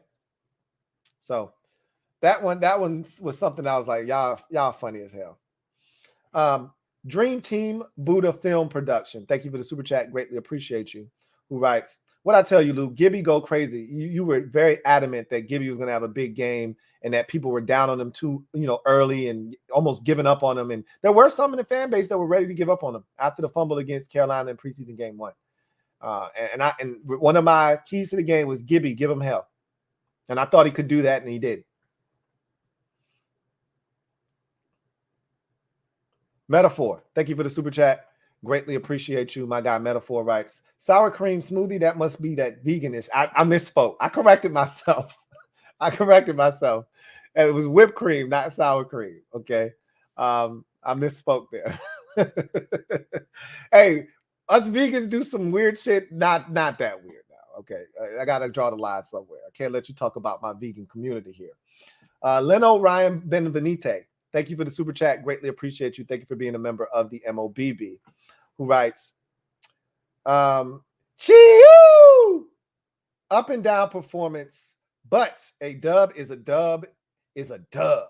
Indeed. Victory Monday in the 808 tomorrow. Aloha to you and yours, Lou. Likewise to you and yours, man. Feels good. Feels good to get the dub. Oh, it feels so good. Especially the first one. Right out of the gates. Feels good. All right. Edward Washington, thank you for the super chat. Greatly appreciate you. My guy, Edward Washington, double up, thank you for doubling up. Who writes, first day is Coach Jeff Scanina had them doing batted ball drills. I know, right? I was thinking about that when Daron Payne batted the first one down. I said, shit, that shit Jeff been working on starting to work. You saw them with the soccer balls. He'd be standing back there throwing them, and they got to bat it down after they're, you know, at the line of scrimmage. I said, see, Scanina already having an impact, knocking down these damn balls on third down. We never bat shit down. Batted 2 of them bitches down today. I said, look at Scanina out here working already. You saw that shit too, right, Ed? You all over it. He says, it paid off. Also, we need a Daron Payne contract and hope he doesn't feel disrespected and walks. Well, we control Daron Payne, right? Whether he walks or not, we can slap the franchise tag on him if we can't work out, you know, something with him. And again, it's still week 1, and so we'll see what happens. And if he continues to play well, I don't know if Payne's one of these dudes that's like, nah, I ain't trying to work nothing out during the season. If he's having a hell of a tear to start the season off, you may start to go to him and say, hey, you know, what about this contract right here, man? What does this look like to you? And we'll see, you know, but If he plays well, he'll be one of the big priorities next offseason, for sure, without question. So, Leno Ryan Benvenite, thank you for the super chat. Greatly appreciate you. Double up. Thank you for the super chat and doubling up. Who writes, still buzzing about how much room for improvement there is for the squad. When they put it all together, watch out. Pups look good for sure. Hashtag HTTC. Without a doubt. I think that's why anybody that watched today should be encouraged. Is we didn't have our fastball, and I didn't expect us to. This is a team we hadn't seen the start. Remember, Ron said on the presser, last week on Thursday, he said, look, or Friday, he's like, look, I got a lot of questions. I'm confident, but I got a lot of questions. I don't know what this offensive line is going to look like. We haven't seen these guys in a game together. I don't know what these tight ends are going to look like. We haven't seen them all camp. Still didn't have Cole Turner. We'll have him next week, more likely than not. I don't know what the safety position is going to look like. I don't know what this running back situation is going to be, even though I got an idea we're going to be able to do some things. I don't know. But guess what? We're going to find out. And I'm excited to find out because I feel good about what we have. And you saw that today. Feel really good about what we got. Just scratching the surface. A lot of room for improvement. But the fact that you were able to score 4 touchdowns with 3 turnovers, still find a way to win, says a lot about this team. Again, it says a lot about Jacksonville too. They gave us opportunities, but at the end of the day, we took advantage of the opportunities that they gave us, but also we were able to overcome adversity, something that we haven't done a good job of in the past. The young pups look good, like you said. I'm excited to see them get more opportunity.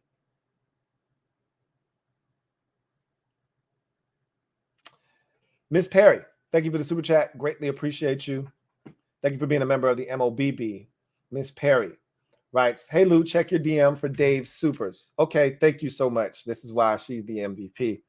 I'm going to go check for my guy Dave's super chats right now. And like I said, I apologize for missing them in the first place. It might have got erased very early on. And it did. That's exactly what happened. It got erased early on because I took so long to come on. A lot of comments accumulated and yours got erased. Dynamic Dave, thank you for the super chat. Greatly appreciate you. Double up. Thank you for doubling up. Dynamic Dave, who writes, Dotson and Forrest MVPs of the game. Payne good too. I don't have a problem with that. If we watch the locker room video and Ron got 3 game balls, and one's to Carson for his first win as a Commanders quarterback and overcoming the adversity, and one's to Dotson and the others to Forrest, a couple of young pups getting their first real NFL opportunity and taking advantage of it. I got no issues. None. As I mentioned, Daron Payne needs to be in that. As long as Payne is in that discussion, I just don't want you guys to lose sight of what he did, which you didn't by you commenting, Payne was good too. I just don't want people to lose sight of how good and impactful Daron Payne was today. It's easy to not give him the credit he deserved. Sack, couple of batted balls, was around and collapsed in the pocket throughout the day. Thought Daron Payne was really good too. Thank you for that, Condo P. And here's another one from Dynamic Dave. And I'm going to read this one from Take Command for Life because I missed this one too. I don't remember reading this one. Dynamic Dave, thank you for the super chat. Greatly appreciate you. My guy, Dynamic Dave, writes, pins and needles game. Crazy how we could have put the game away if Samuels didn't fumble before halftime. That felt like the turning point of the game. And had we lost, that would have been, he would have caught a lot of vitriol. Even though he had a really solid game, people would have not focused on how good he was in the first half. They would have focused on that one mistake that he made. And that's how it is with like tackles. A tackle could be great for, 63 plays. But there were 64, and the one play he got beat and a sack forced fumble happened.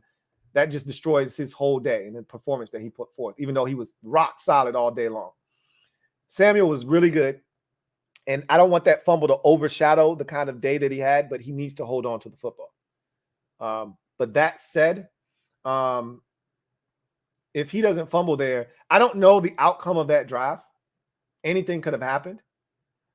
I'd like to think that we would have at least come away with a field goal attempt.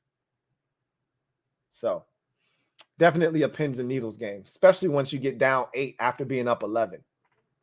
Take command for life. Thank you for the super chat. Greatly appreciate you. Who writes, y'all see how packed the stadium was with our fans? Obviously, you can only see what you can see from the TV shots and the TV copy. It felt like the lower bowl was completely full with fans. I don't know what it looked like up into the club level and, going around that second bowl. But that lower bowl seemed like it was packed with Commanders fans. I didn't see a lot of Jags jerseys, but I didn't expect to. Again, the Jags, they don't fill up their own stadium. They don't travel well. So I didn't expect the Jags to really put up that much of a fight in terms of disrupting the energy in the stadium.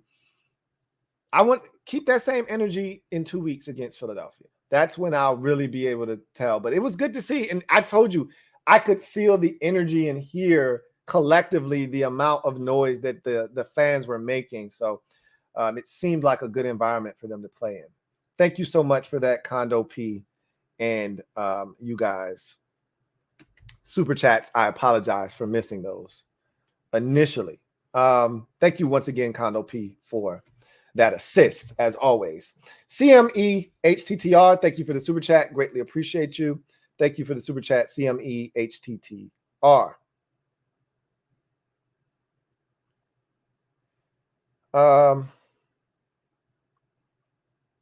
Benjamin Slade, thank you for the super chat. Greatly appreciate you. Benjamin Slade writes, glad we didn't need to count on a kick to win at the end. And I know a lot of you have been nervous about Joey Sly. He missed I think he missed a couple of kicks in the preseason. He was fine. He made all of his extra points. I had no doubts, but I didn't want it to come down to that, And what also made me think it was going to come down to that. Did you see the clip that they put up of the last 4 times we played Jacksonville, all coming down with the exception of the Tannerman game back in 2005? That was a fun one, man.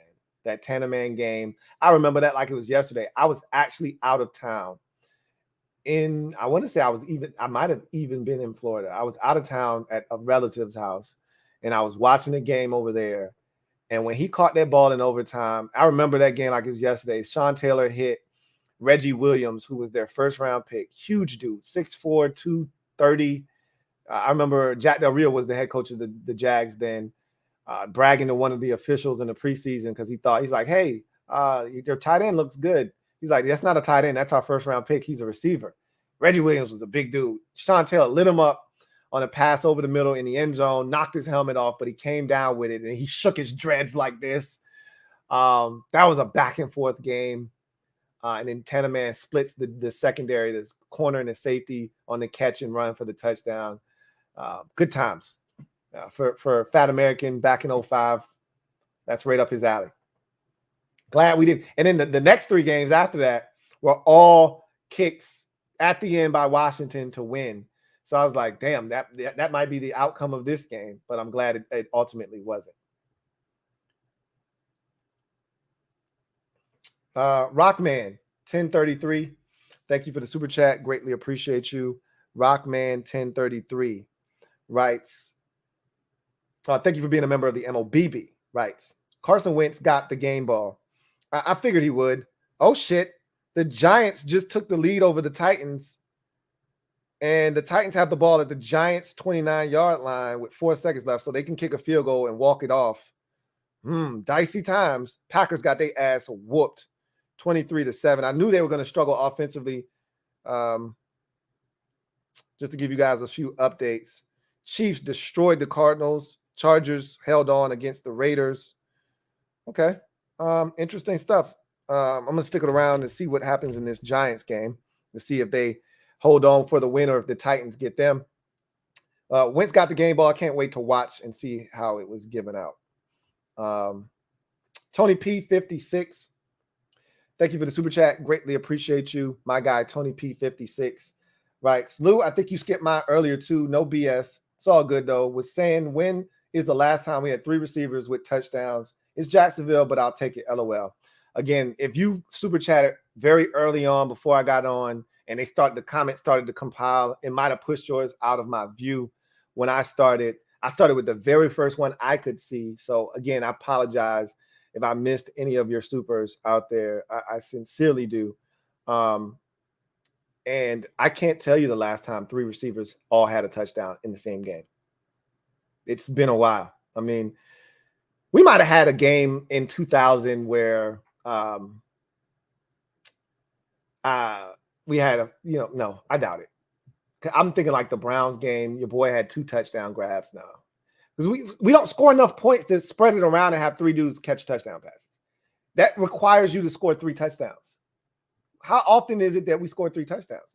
These last 3, 4, 5 years, we haven't scored 3 touchdowns in a ton of games. So hard to say that. Let's see. The Giants won. The Titans must have missed the field goal. God damn it. The Titans. I told you, I think they're going to stink this year. Can't ask the Titans to do anything, but Giants got it done. They came back. They were down 10-0 at one point. I thought the Titans were going to roll. And instead, the Giants rally back, win that thing 21-20. And looks like the Cowboys can complete. I told you the NFC East is going to be good this year. We played that division. That division stinks. The AFC South, Giants just got to win up off the Titans. We just got to win up off the Jags. This division is going to be good this year because of who we play. All right. So it's on. Giants got the win. Daniel Moore, thank you for the super chat. Greatly appreciate you. Daniel Moore writes, they need to update our receivers ratings in Madden. Those spin moves need a healthy bump. Again, you know what it is. And as they continue to do these things, Madden will update the ratings. Got to do it more than once, though. Red Wing 01, thank you for the super chat. Greatly appreciate you. Red Wing 01 writes, I got to corroborate some of these guys. I missed my first 3 super chats, not asking to go back and read them, just let you know it's happening. So again, so this is my fault. I'm going to cop to this. What happened was, in the excitement of watching these games, I took a lot longer than I normally do after the game is done. And because our game was like edge of your seat to the end, because even after the interception, they had 2 timeouts. So you still either had to get a first down and you had to protect the football, and then you still had to get in a position where we were going to have to punt it if they didn't jump off sides. So I should have been setting up and getting everything, but I wasn't. I was watching the game, so I wasn't set up like I normally am setting up at the 2-minute warning. But instead of setting up at the 2-minute warning, I'm watching the Carolina game. I'm watching the Falcons game. I'm watching the Bengals game. And so I took too long and it allowed too many comments to accumulate. And it knocked some of your super chats from my vision. So I unfortunately, I took too long. So I take the brunt of that. I apologize. And I'm going to do my best to not allow that to happen anymore. I got caught up and it took me way too long. And some of you were super chatting as soon as you came in. And by the time I got here, and then I spoke for like 10, 15 minutes, 800 comments accumulated and yours got, wiped out. So I apologize. That's on me. I appreciate you guys rocking with me. I'm not perfect by any stretch of the imagination. And again, I apologize for that. Carlton Pagano Jackson, thank you for the super chat. Greatly appreciate you. My guy, CPJ. Thank you for being a member of the MOBB, who writes, what up, Lou? What up, CPJ? What up, Mob and Cherry Squad? Let's get this 11-piece. Great start, 1-0. That's all we wanted. Wentz is a dog. I don't care about the picks. He came back twice. By the way, his locker room speech was great to hear and see. I can't wait to watch it. I cannot wait to watch it. Bart Scott. Can't wait. And it's the first of many. Again, you guys get used to this. We're going to be talking about Victory Mondays quite often this season. Red Wings 01. Thank you for the super chat. Greatly appreciate you. Red Wings 01 writes, also got to give Amani some love. Only 1 touch, but he showed his speed, and Dax may not take it to the house, but I love that he gets positive yards. And I think I mentioned both of those guys already. Amani Rogers getting the catch and run on the tight end screen early in the game for 23 yards. Dax Milne, I talked about this in the MOBB. I don't think I actually mentioned it here. I might have mentioned it in passing earlier, but his punt returns were impressive. He showed me a little wiggle. As you mentioned, always getting positive yards, not running horizontally, but running up the field north. getting yards.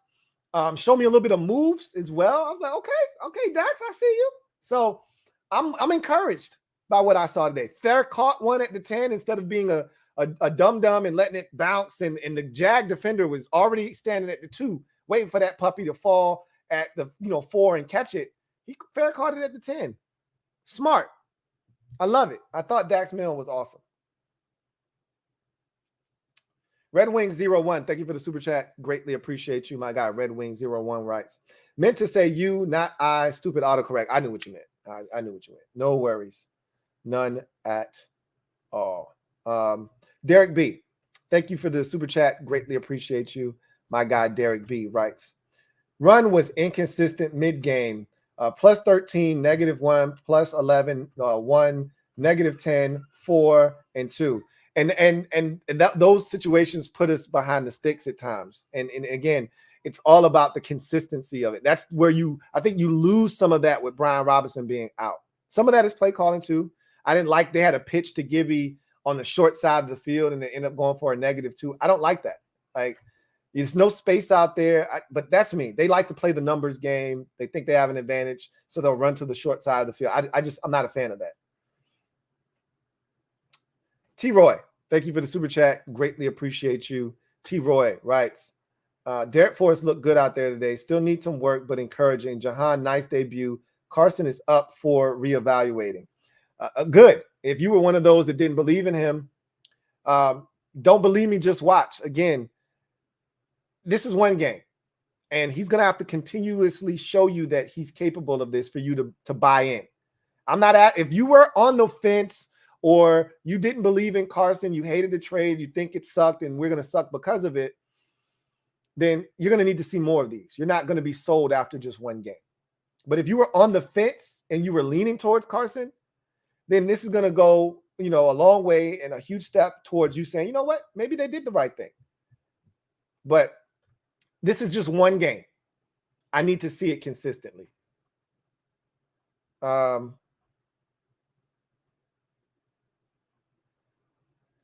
Let's see. Take Command for Life. Thank you for the super chat. Greatly appreciate you. My guy, Take Command for Life writes, we were pretty good on third downs. We were 9 of 12, if I'm not mistaken. They were 3 of 12. We were 9 of 12. We were 7 of 10. Excuse me. 7 of 10. 70% clip on third downs. How about that? I knew we were somewhere up there really high. It was impressive. That kind of speaks to our ability to score today and move the football today. Like the three third downs that we didn't convert were the ones where we were in that little stagnant period from the end of the second quarter after the Samuel fumble all the way to the start of the fourth quarter when we went through that little stagnant period. I don't know if they stopped us on a single third down in the first half. Because our first 2 possessions were touchdowns. I'm not sure if our third possession resulted in a Tressway punt or not, and that was one of the third down stops. But I know that I think the fourth possession, and I could look it up. I don't have to guess. I don't have to look it up. I can look at it right here. Let's see. Touchdown, punt, and then fumble, and then the end of the half. Punt, interception, touchdown, end of the game. So, yeah, it was that little stretch there where 3 out of our 4 possessions were punts. We punted, then we had the fumble, then we had halftime, then we punted again, then we punted again. And one of those third downs should have been converted because the ball hit John Bates right in between his hands. Again, hot sauce to go, catch the damn football. I get it. It's no different than the jugs machine coming at you 110 miles an hour, catch the bitch. So we were really good on third downs. Really good on third downs. Carson Revis, thank you for the super chat. Greatly appreciate you. Carson Revis writes, hey, Lou, who was more impactful in their first game, Trayvon Walker or Jahan Dotson? They were both really good. But the nod has to go to Jahan Dotson because he scored 2 touchdowns. He accounted for 14 points being scored by the Commanders, or 12 points. being scored by the Commanders. I mean, that's huge. So, and his second touchdown led to a 2-point conversion. So I guess you could say 14 points, but that's massive. You know, without that, we don't win the game. Obviously, Trayvon Walker, the sack is cool. The interception led directly to a Jacksonville touchdown, so that was impactful. They were both really good. But I got it. Maybe I'm a little biased, but I got to give the nod to Jahan Dotson because, again, he directly attributed to 2 touchdowns himself. So, but they were both really good, really, really good performances and debuts by those 2 rookies. Benjamin Slade, thank you for the super chat. Greatly appreciate you. My guy Benjamin writes, that throw to Terry, Heineke doesn't make. He does not make that throw, Benjamin Slade. You are 110% spot on. That ball wouldn't have come on a rope. That had to be on a rope because the safety is coming over. And if that thing hangs in the air just another second, that safety is going to be over there to hit Terry, and it's a bang, bang play. But because that ball got in there, it allowed Terry, and he didn't have to stop for it. It hit him in stride. So he was able to continue right down the sideline. That safety didn't even touch him. If it was 2-hand tag, Terry still would have scored a touchdown. Heineke definitely doesn't make that throw. Big Money Sonny, thank you for the super chat. Greatly appreciate you. My guy, Big Money Sonny writes, Lou, Sonny, top 5 is on pace for 64, 38, and 5K. Get out of here with that mess, Sonny. Get out of here, man. Oh, man. You guys are sick.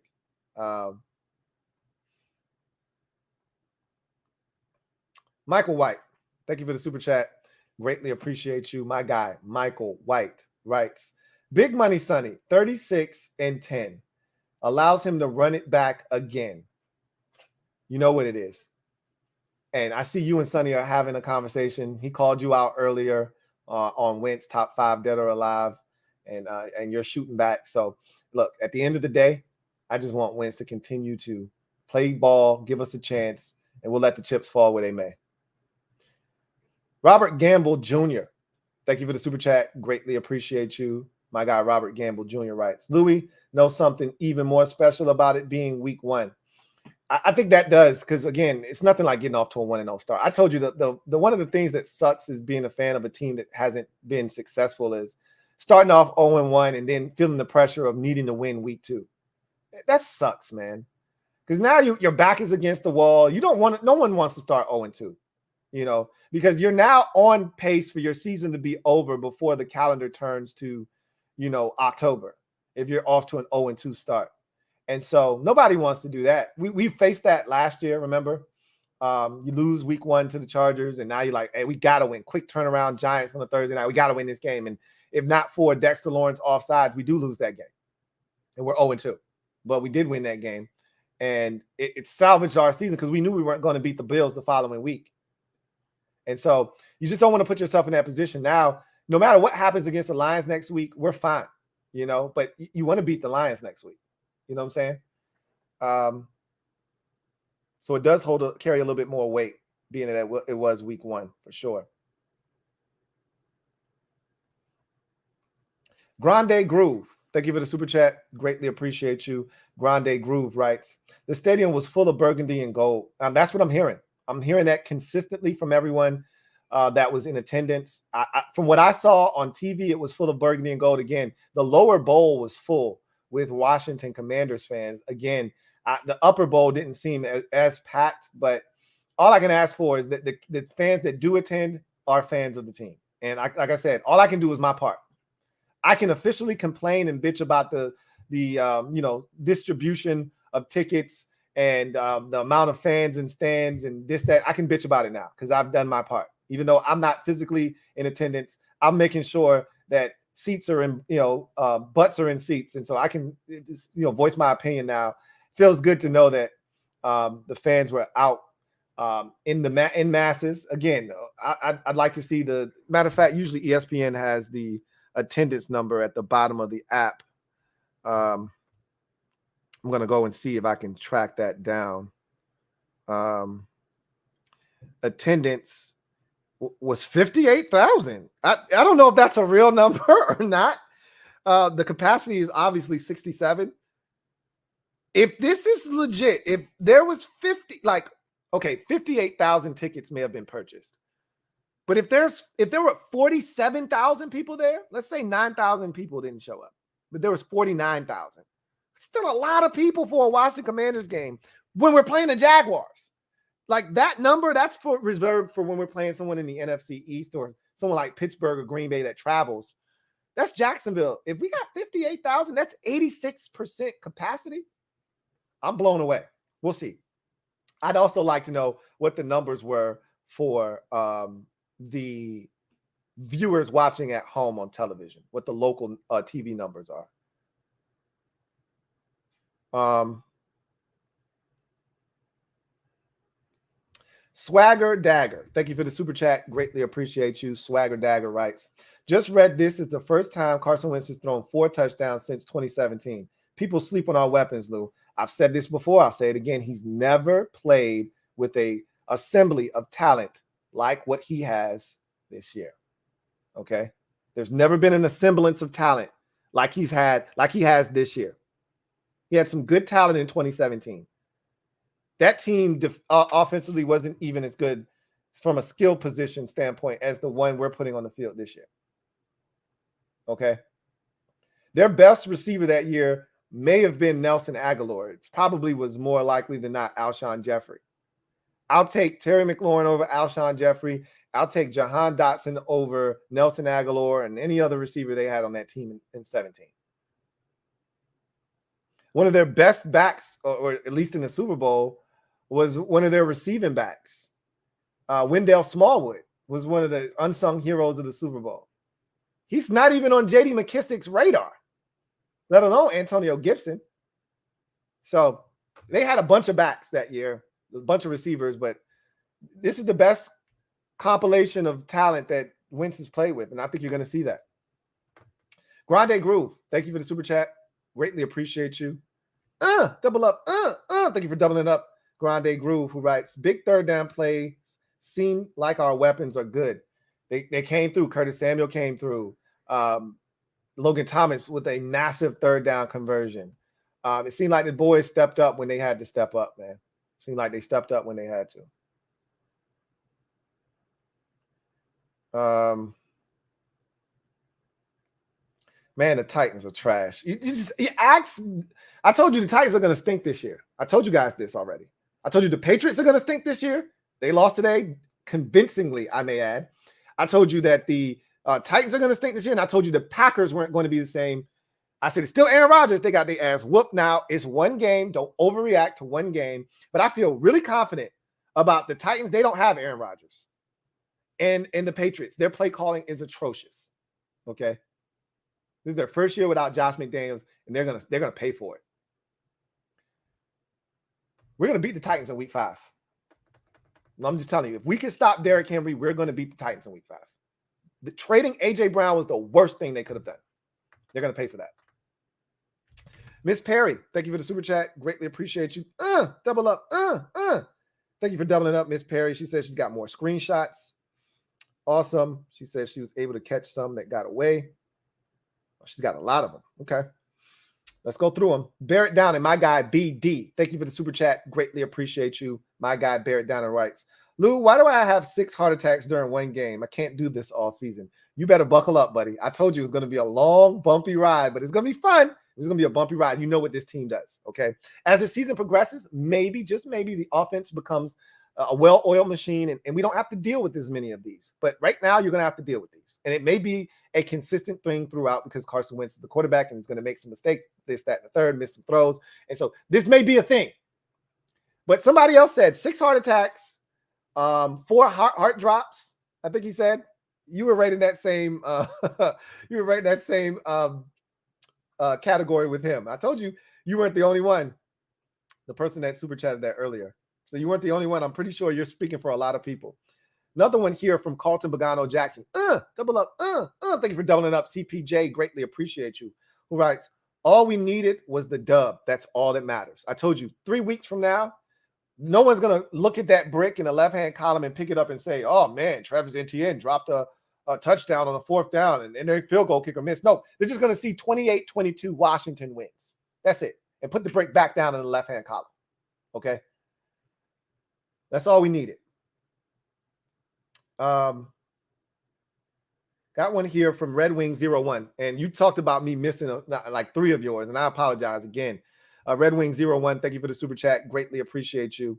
Who writes, man, I couldn't stop shaking after that last Jahan TD. What a game. Got ugly at times, and we got to fix that, but we won, and Wentz revenge tour begins. Begins. Thank you for reminding me, and I probably would have thought of this tomorrow, but hell yeah. Wentz revenge tour. Revenge is a dish best served cold, and Carson Wentz was cold-blooded,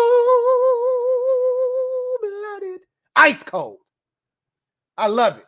Check off the damn Jacksonville Jaguars. Next up on the revenge tour, the Philadelphia Eagles. Will get there we'll cross that bridge when we get there. We got Detroit Lions next. Got to make sure we take care of business there first. I wasn't shaking, but I was hyped, but there was still so much football left to be played after he caught that touchdown. And the first thing I said, hey, we got to go for 2. We got to go for 2. Everybody calm down. We need this 2-point conversion. And then they got that. And then I settled down and I said, hey, we really, really need a stop here, defense. Don't let them go get a field goal and cut this thing to a 3-point lead. And then, then we got to hold on for dear life. Get the stop. And they did. And then we were able to put this thing away. So, because they were close to field goal range before, were they? I don't know. I might be overrating how close they were. I felt like they had like 1 or 2 chunk plays that got them like to midfield, and they were like kind of on the outskirts. Let me see. I don't have to guess. Keep telling myself that I don't have to guess. I can go to the game log and see exactly where that interception came from on the last drive.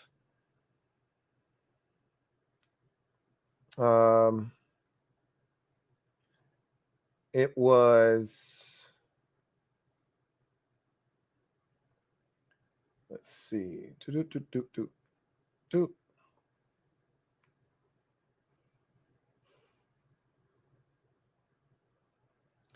They got to the Jacksonville 44. They actually got to the Jacksonville 45, and then they had a false start penalty that pushed them back to the 40. But then they got to the 44, and then on 3rd and 11, Lawrence threw up a YOLO ball that he didn't have to throw. So they didn't make it quite to midfield. They weren't as close as I thought, but scary times. Anyway, I digress. Oh, I got more screenshots from my girl Condo P. Thank you for that, Red Wings. Harry Anus. Maybe we were supposed to miss that one. Harry Anus, thank you for the super chat. Greatly appreciate you. Who writes, glad to see our team come together and pull out the win. Indeed. That's what, I'm so excited about, is the team pulling together and finding a way to win. When it looked bleak, you're down 8 after being up 11. You just had 2 back-to-back possessions that ended in interceptions. It looked bleak. They responded, though. Red Wing 01, thank you for the super chat. Greatly appreciate you. My guy Red Wing 01 writes, Dotson's hands are as advertised. I wouldn't lie to you. I told you I have a trained and keen eye for receivers, more so than any other position. And I told you his hands are A1 official, and they were the best hands in this draft class. And there were some guys that could catch it, but he was the best in this draft class. And you saw him break a dude off on the first touchdown on the RPO. Broke a dude off, got to the back of the end zone, touchdown. Hell of a route runner, too. Calvin Krim, thank you for the super chat. Greatly appreciate you. My guy, Calvin Krim, writes, hey, Lou, 3-1 in the turnover battle. Bad teams can't win that way. Good teams, however, can overcome. My optimism is the highest it's ever been, HTTC. Woo, Calvin, pump the brakes and drive slow, homie. Drive slow. You're right. Generally, in this league, winning despite losing the turnover battle, especially the way we lost it today, is reserved for elite teams. But you also have to understand who was on the opposite side of the field. The Jacksonville Jaguars, they contributed to this as much as we contributed to this victory. They did as well, okay? The reason our 3 touchdowns or 3 turnovers didn't hurt us as bad is because Jacksonville themselves imploded. Dropped touchdown on a 4th down. Missed field goal. Okay. Missed opportunities, guys down the field wide open. First possession of the game, Travis Etienne is behind Jamin Davis. He hits him in stride. It's a touchdown. He missed him. They got to ultimately settle for a field goal. It's those misses that helped us win the game. And so you can't just gloss over that. You have to also take that into consideration. So don't go overboard, Calvin Krim. Thank you for that super chat. Future Millionaire. Thank you for the super chat. Greatly appreciate you. Future Millionaire writes, isn't a Washington game without them playing with our stress level? Of course. You already know what it is, Future Millionaire. It wouldn't be a Washington game unless we were on the edge of our seats, biting whatever fingernails we have, pulling out whatever hair we have left, and having our hearts feel like it's about to jump out of our chest at least 3 times during the course of the game. Of course. Wouldn't have it any other way. Tony P56, thank you for the super chat. Greatly appreciate you. Tony P56, double up, thank you for doubling up, writes, great win, 4 touchdowns, 3 receivers scored. Gibby looked strong, and the defense did enough to not let the game get away. I understand this is Jacksonville, but I'm enjoying this one, as you should. And again, don't feel bad because it's Jacksonville. Just keep it in its proper perspective, because we could have lost this game, and you would have felt totally different about the outcome had we lost. And you would have said, oh my God, Jacksonville, how could we? Now that we beat them, don't just not give yourself credit because, don't take away the credit. I hate when people speak in double negative, so I can't do that. Don't take away the credit because it's Jacksonville. You still got to go out and beat teams. They get paid too. All right. So feel good about this. Feel good about 4 touchdowns. Feel good that 3 different receivers scored today. Feel good that Antonio Gibson was a all-purpose dynamo. Feel good that Carson Wentz battled back after a hot start and then this malaise that he went through, including 2 interceptions. Feel good that he bounced back with 2 touchdowns to win the game at the end. Feel good that the defense bent but didn't break at all today. 2 of 5 in the red zone for the Jaguars. And at the end, when we needed it, they came up with the big interception. Feel good about that. When we needed a stop, when it was 22-20, Daron Payne gets the sack. Feel good about that. Okay? Don't dismiss that because it's Jacksonville. Feel good about that. Damn right. Enjoy this one, Tony P. 56. Take command for life. Thank you for the super chat. Greatly appreciate you. Who writes 4 TDs, 2 INTs. I will take it. Command Carson. Also, how about Jahan Dotson with 2 TDs in his first game? Hashtag take command. Hashtag top 5 dead or alive. Lord, my guy, Big Money Sonny got y'all out here using that as a hashtag now. Look at Sonny out here starting a movement. How about Jahan Dotson with 2 touchdown grabs in his first game? Shit, how many years did it take Josh Dotson to get the 2 touchdown grabs? He didn't have one his rookie season because he was injured pretty much the whole year. It had to be year 2 that he had his first 2 touchdown grabs. Maybe even year 3. God gets it in his first game. We got us a player, guys. Rob U. Thank you for the super chat. Greatly appreciate you. Rob U. Writes, saw D-Payne get after the quarterback and Forrest looking very confident out there. Daron Payne definitely deserves some love. I've seen this one already from Bloodshot Sports. We already read that one. I already read the 1-6 Devil Doc.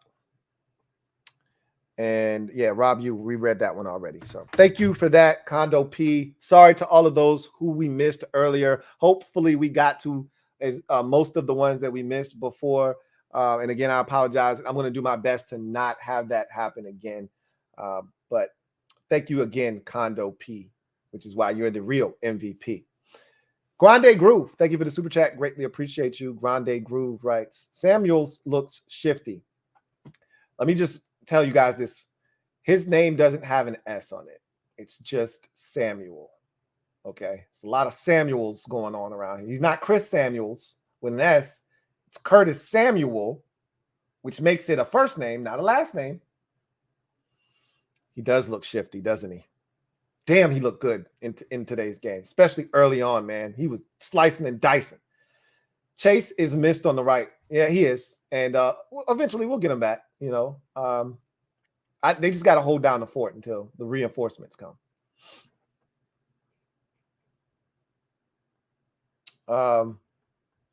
Grande Groove, thank you for the super chat. Greatly appreciate you. Grande Groove writes, who scored the first Commander's touchdown? That would be one Curtis Samuel, who scored the very first touchdown of the game. Excuse me. John Perez, my guy JP, thank you for the super chat. Greatly appreciate you. Writes, Lou, man, what an epic win today. Indeed it was. It felt really good. I don't care it was against Jacksonville. Got to get them however they come. You can only beat who they put in front of you. I really appreciate the schedule makers for putting Jacksonville in front of us week 1 and not, you know, Tennessee or somebody else that would have taken advantage of the turnovers we had today. I appreciate that. And now we got to take care of Detroit next week as well. Metaphor, thank you for the super chat. Greatly appreciate you. Thank you for being a member of the MOBB. Metaphor writes, impromptu Super Friends stream if Dallas loses. I doubt it. Somebody, I think it was my girl, Commander Wow, that suggested that we try and have one week 3 because all the teams in the division play one another. We play Philly and the Giants and Dallas play each other that week. I may shoot for that. I'll see how that fits into the schedule. We'll see. That sounds good to me, but it may not be conducive for everyone else's schedule. I'll have to reach out and see what happens. Grande Groove, thank you for the super chat. Greatly appreciate you. Grande Groove writes, Bates was getting his man knocking out. Like I said, Bates is a hell of a blocker. I love John Bates as a blocker. I think he's an average pass catcher, you know, but the beauty is we don't have to rely on him for that anymore. We'll get Cole Turner back hopefully next week. Man, it was so good to see 82 out there. That was a sight for sore eyes. And he came up with some huge catches in this game. None bigger than that third down when we were down, you know, 22 to 14 we were down. He doesn't catch that. We don't get that first down. We're probably not going to win this football game because the Terry touchdown came not too far thereafter, and it gave us confidence. It's flipped the momentum in the game. It changed everything. Richard Berry. Stand up, Richard. You're officially the newest member of the MOBB. Thank you for becoming a member of the mob. Mob, y'all know what to do. Show Richard Berry some love. Welcome him with open arms. Richard, great time to be alive, man, and great time to be a member of the MOBB. Couldn't be more excited to welcome you to the fam, and welcome to the squad. Joe Rockhead J, thank you for the super chat. Greatly appreciate you, my guy Joe Rockhead J. Double up. Thank you for doubling up. Right. I can't wait to see how we did in winners and losers. Ivan Drago voice. I must break you. Nice feeling like the offense could score on any drive. It did feel good. Felt really good. Lance Eubank, thank you for the super chat. Greatly appreciate you. Thank you for being a member of the MOBB. Lance Eubank writes, Terry still needs more than 3 targets. I agree. It makes the 3 targets more palatable when one of them is a 49-yard touchdown strike that came at probably the most important juncture of the game. So it makes that a lot. And for only 3 targets, Terry was still the second leading receiver yards-wise in the game. So for us on our side of things. So, yeah, Terry needs to be targeted more than just 3 times. But when we needed him, he came up big. And this is the challenge that Scott Turner's going to have, right? Every week is spreading the ball around. One week it's going to be Curtis. Next week, Terry might be the guy getting 9 targets and having 8 catches, you know? But every week, that's the beauty of what we've created, right? Is that it doesn't have to be Terry every week. Soon as they fall asleep, soon as they start keying in on 10, soon as they start keying in on 1, soon as they start keying in on 82, that's when you hit them over the head with 17. That's what happened in this game. That corner had deep third responsibility. He fell asleep. Why? Because Terry wasn't getting any work. So he thought, oh, I could just let him run. He ain't throwing it to him anyway. Bullshit. Got him.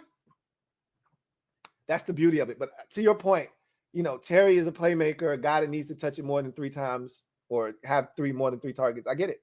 Totally get it. Mr. HTTR, thank you for the super chat. Greatly appreciate you. Who writes, you still need to make those, you still need to make the looking for revenge button. LOL. We can do that. We can make it happen. Looking for revenge. We can do that. Grande Groove, thank you for the super chat. Greatly appreciate you. Grande Groove writes, Samuel out the backfield, Gibby in space is fire. It's we got dudes now. There was a time where it didn't matter if you got a guy out in space. We didn't have anybody that can make anybody miss. So it didn't matter. Okay. Like Terry usually doesn't make anybody miss out in space. It feels so good. It's so refreshing to have multiple dudes on the squad that you can get it to, Jahan being one of them, that you get it to him out in space, and it could be problematic for you. Gibson, J.D. McKissick, Dotson, Samuel. I mean, we got dudes that if you get it in their hands and you get them out in space, it's problems.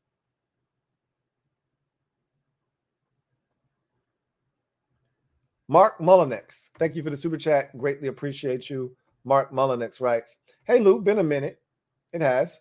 Says, Carson got the game ball, loved the game, lost a couple of heartbeats, but we won. I've heard Carson got the game ball. That's awesome. I can't wait to watch the clip of him getting it in the locker room. Somebody also said that the speech he gave after receiving the game ball was clutch. So I want to hear all of that, take all of that in. I'm going to enjoy it tonight. I'm going to watch this Cowboys game. I'll be live after that game, obviously. And then I'm just going to take all of the Washington stuff in, take it all in, and enjoy it, savor it. Probably pour me a glass of wine and just sit down and just unwind and just enjoy it. That's when I'll really, after this Cowboys game is over, I'll really get to enjoy the win. You know what I'm saying? Feels good. Feels good.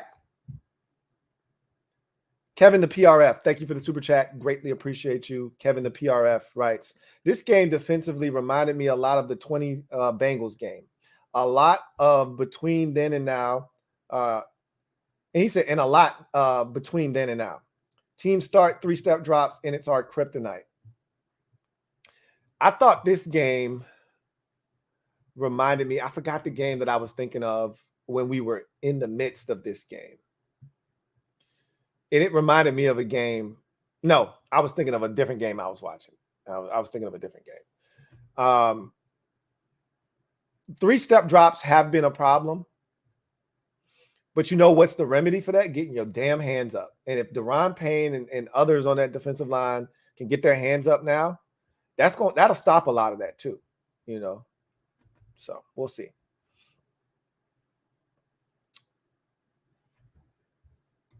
Queez. Wait. Marquise. Keys. We had this discussion already. Keys. Thank you for the super chat. Greatly appreciate you. Keys writes, did you see Terry's face when Jahan got his second TD? And you're worried about Terry's touches. Terry's not worried. Actually happy he got help. I didn't see his face. I'll see it because I'll go back and watch again. But trust me, Terry is selfless. Terry would only be pissed off if he's not getting work and we're losing and we're struggling offensively and he's not getting work. But I think he's relieved that all the pressure's not on him. And again, he scored today. He was a huge part of us coming back and winning. So it's a lot easier, and I said it already, it's a lot more easy to stomach the fact that he only had 3 targets when one was a 49-yard touchdown and our most explosive play on the day. It's a lot easier to say, all right, Terry only had 2 touches, but boy, one was really impactful. Jahan only had 3 touches today. 2 were really impactful, though. Okay. All right. So that is the final super chat. We are going to get out of here. Sunday Night Football is about to start. I don't want to hold you up for that. So I'll be live after that game has concluded. We'll be tomorrow. We'll post our Commanders Nightly News, and we'll enjoy it. We'll continue to soak it up on Monday, and then we'll turn our attention to Detroit on Wednesday. Anyway, that's going to do it for me, your man Louie Tee. I am a Washington fan, etched in burgundy and gold. My Washington spirit will never die. Washington spirit will never fold. Until we meet again, post up and take command. We're 1-0, 28-22 victors over the Jacksonville Jaguars. Carson Wentz in his Commander's debut, over 300 yards passing, 4 touchdowns, 2 interceptions, but the 4 touchdowns were humongous in the victory. Antonio Gibson over 130 all-purpose yards. Jahan Dotson in his first ever NFL game, 2 touchdowns, including the game winner. All three receivers that we will be counting on very heavily this season, all taste pay dirt today. 2 for Dotson, 1 for Terry. And that was an explosive dynamic play, something that we've been missing in this offense. And of course, Curtis Samuel with the very first touchdown as the Washington Commanders. So got another super chat on the way out from Boski. Thank you for the super chat. Greatly appreciate you, Boski, who writes, Heineke would have never did this. I won't say never, but Heineke, his problem is when things started to go poorly, it snowballed and it only got worse. So I don't think he would have done that, but I can't say never, because he did throw that pick against the Giants and then came right back down the field and got us in field goal range for the win. Okay. But normally when he throws 2 picks in a row, it's 3 picks. And then we lose the game 31-13 like we did against the Chiefs, or we lose by 2 scores like we did against the Saints. When he throws 2 picks in a game, generally we don't win. He can't overcome that. So I don't think he would have done it. I won't say never, but I don't think he would have done it. Anyway, I digress. You guys, get out of here. Enjoy the night. Enjoy the Cowboys game. Hopefully it's a loss to the Bucs. Everybody else is winning the division. We'll see if the Cowboys can make it a clean sweep for the NFC East tonight or not. Let's hope not. Either way, we got ours. That's all I give a shit about. Until next time, you guys have a good one. God bless and good night.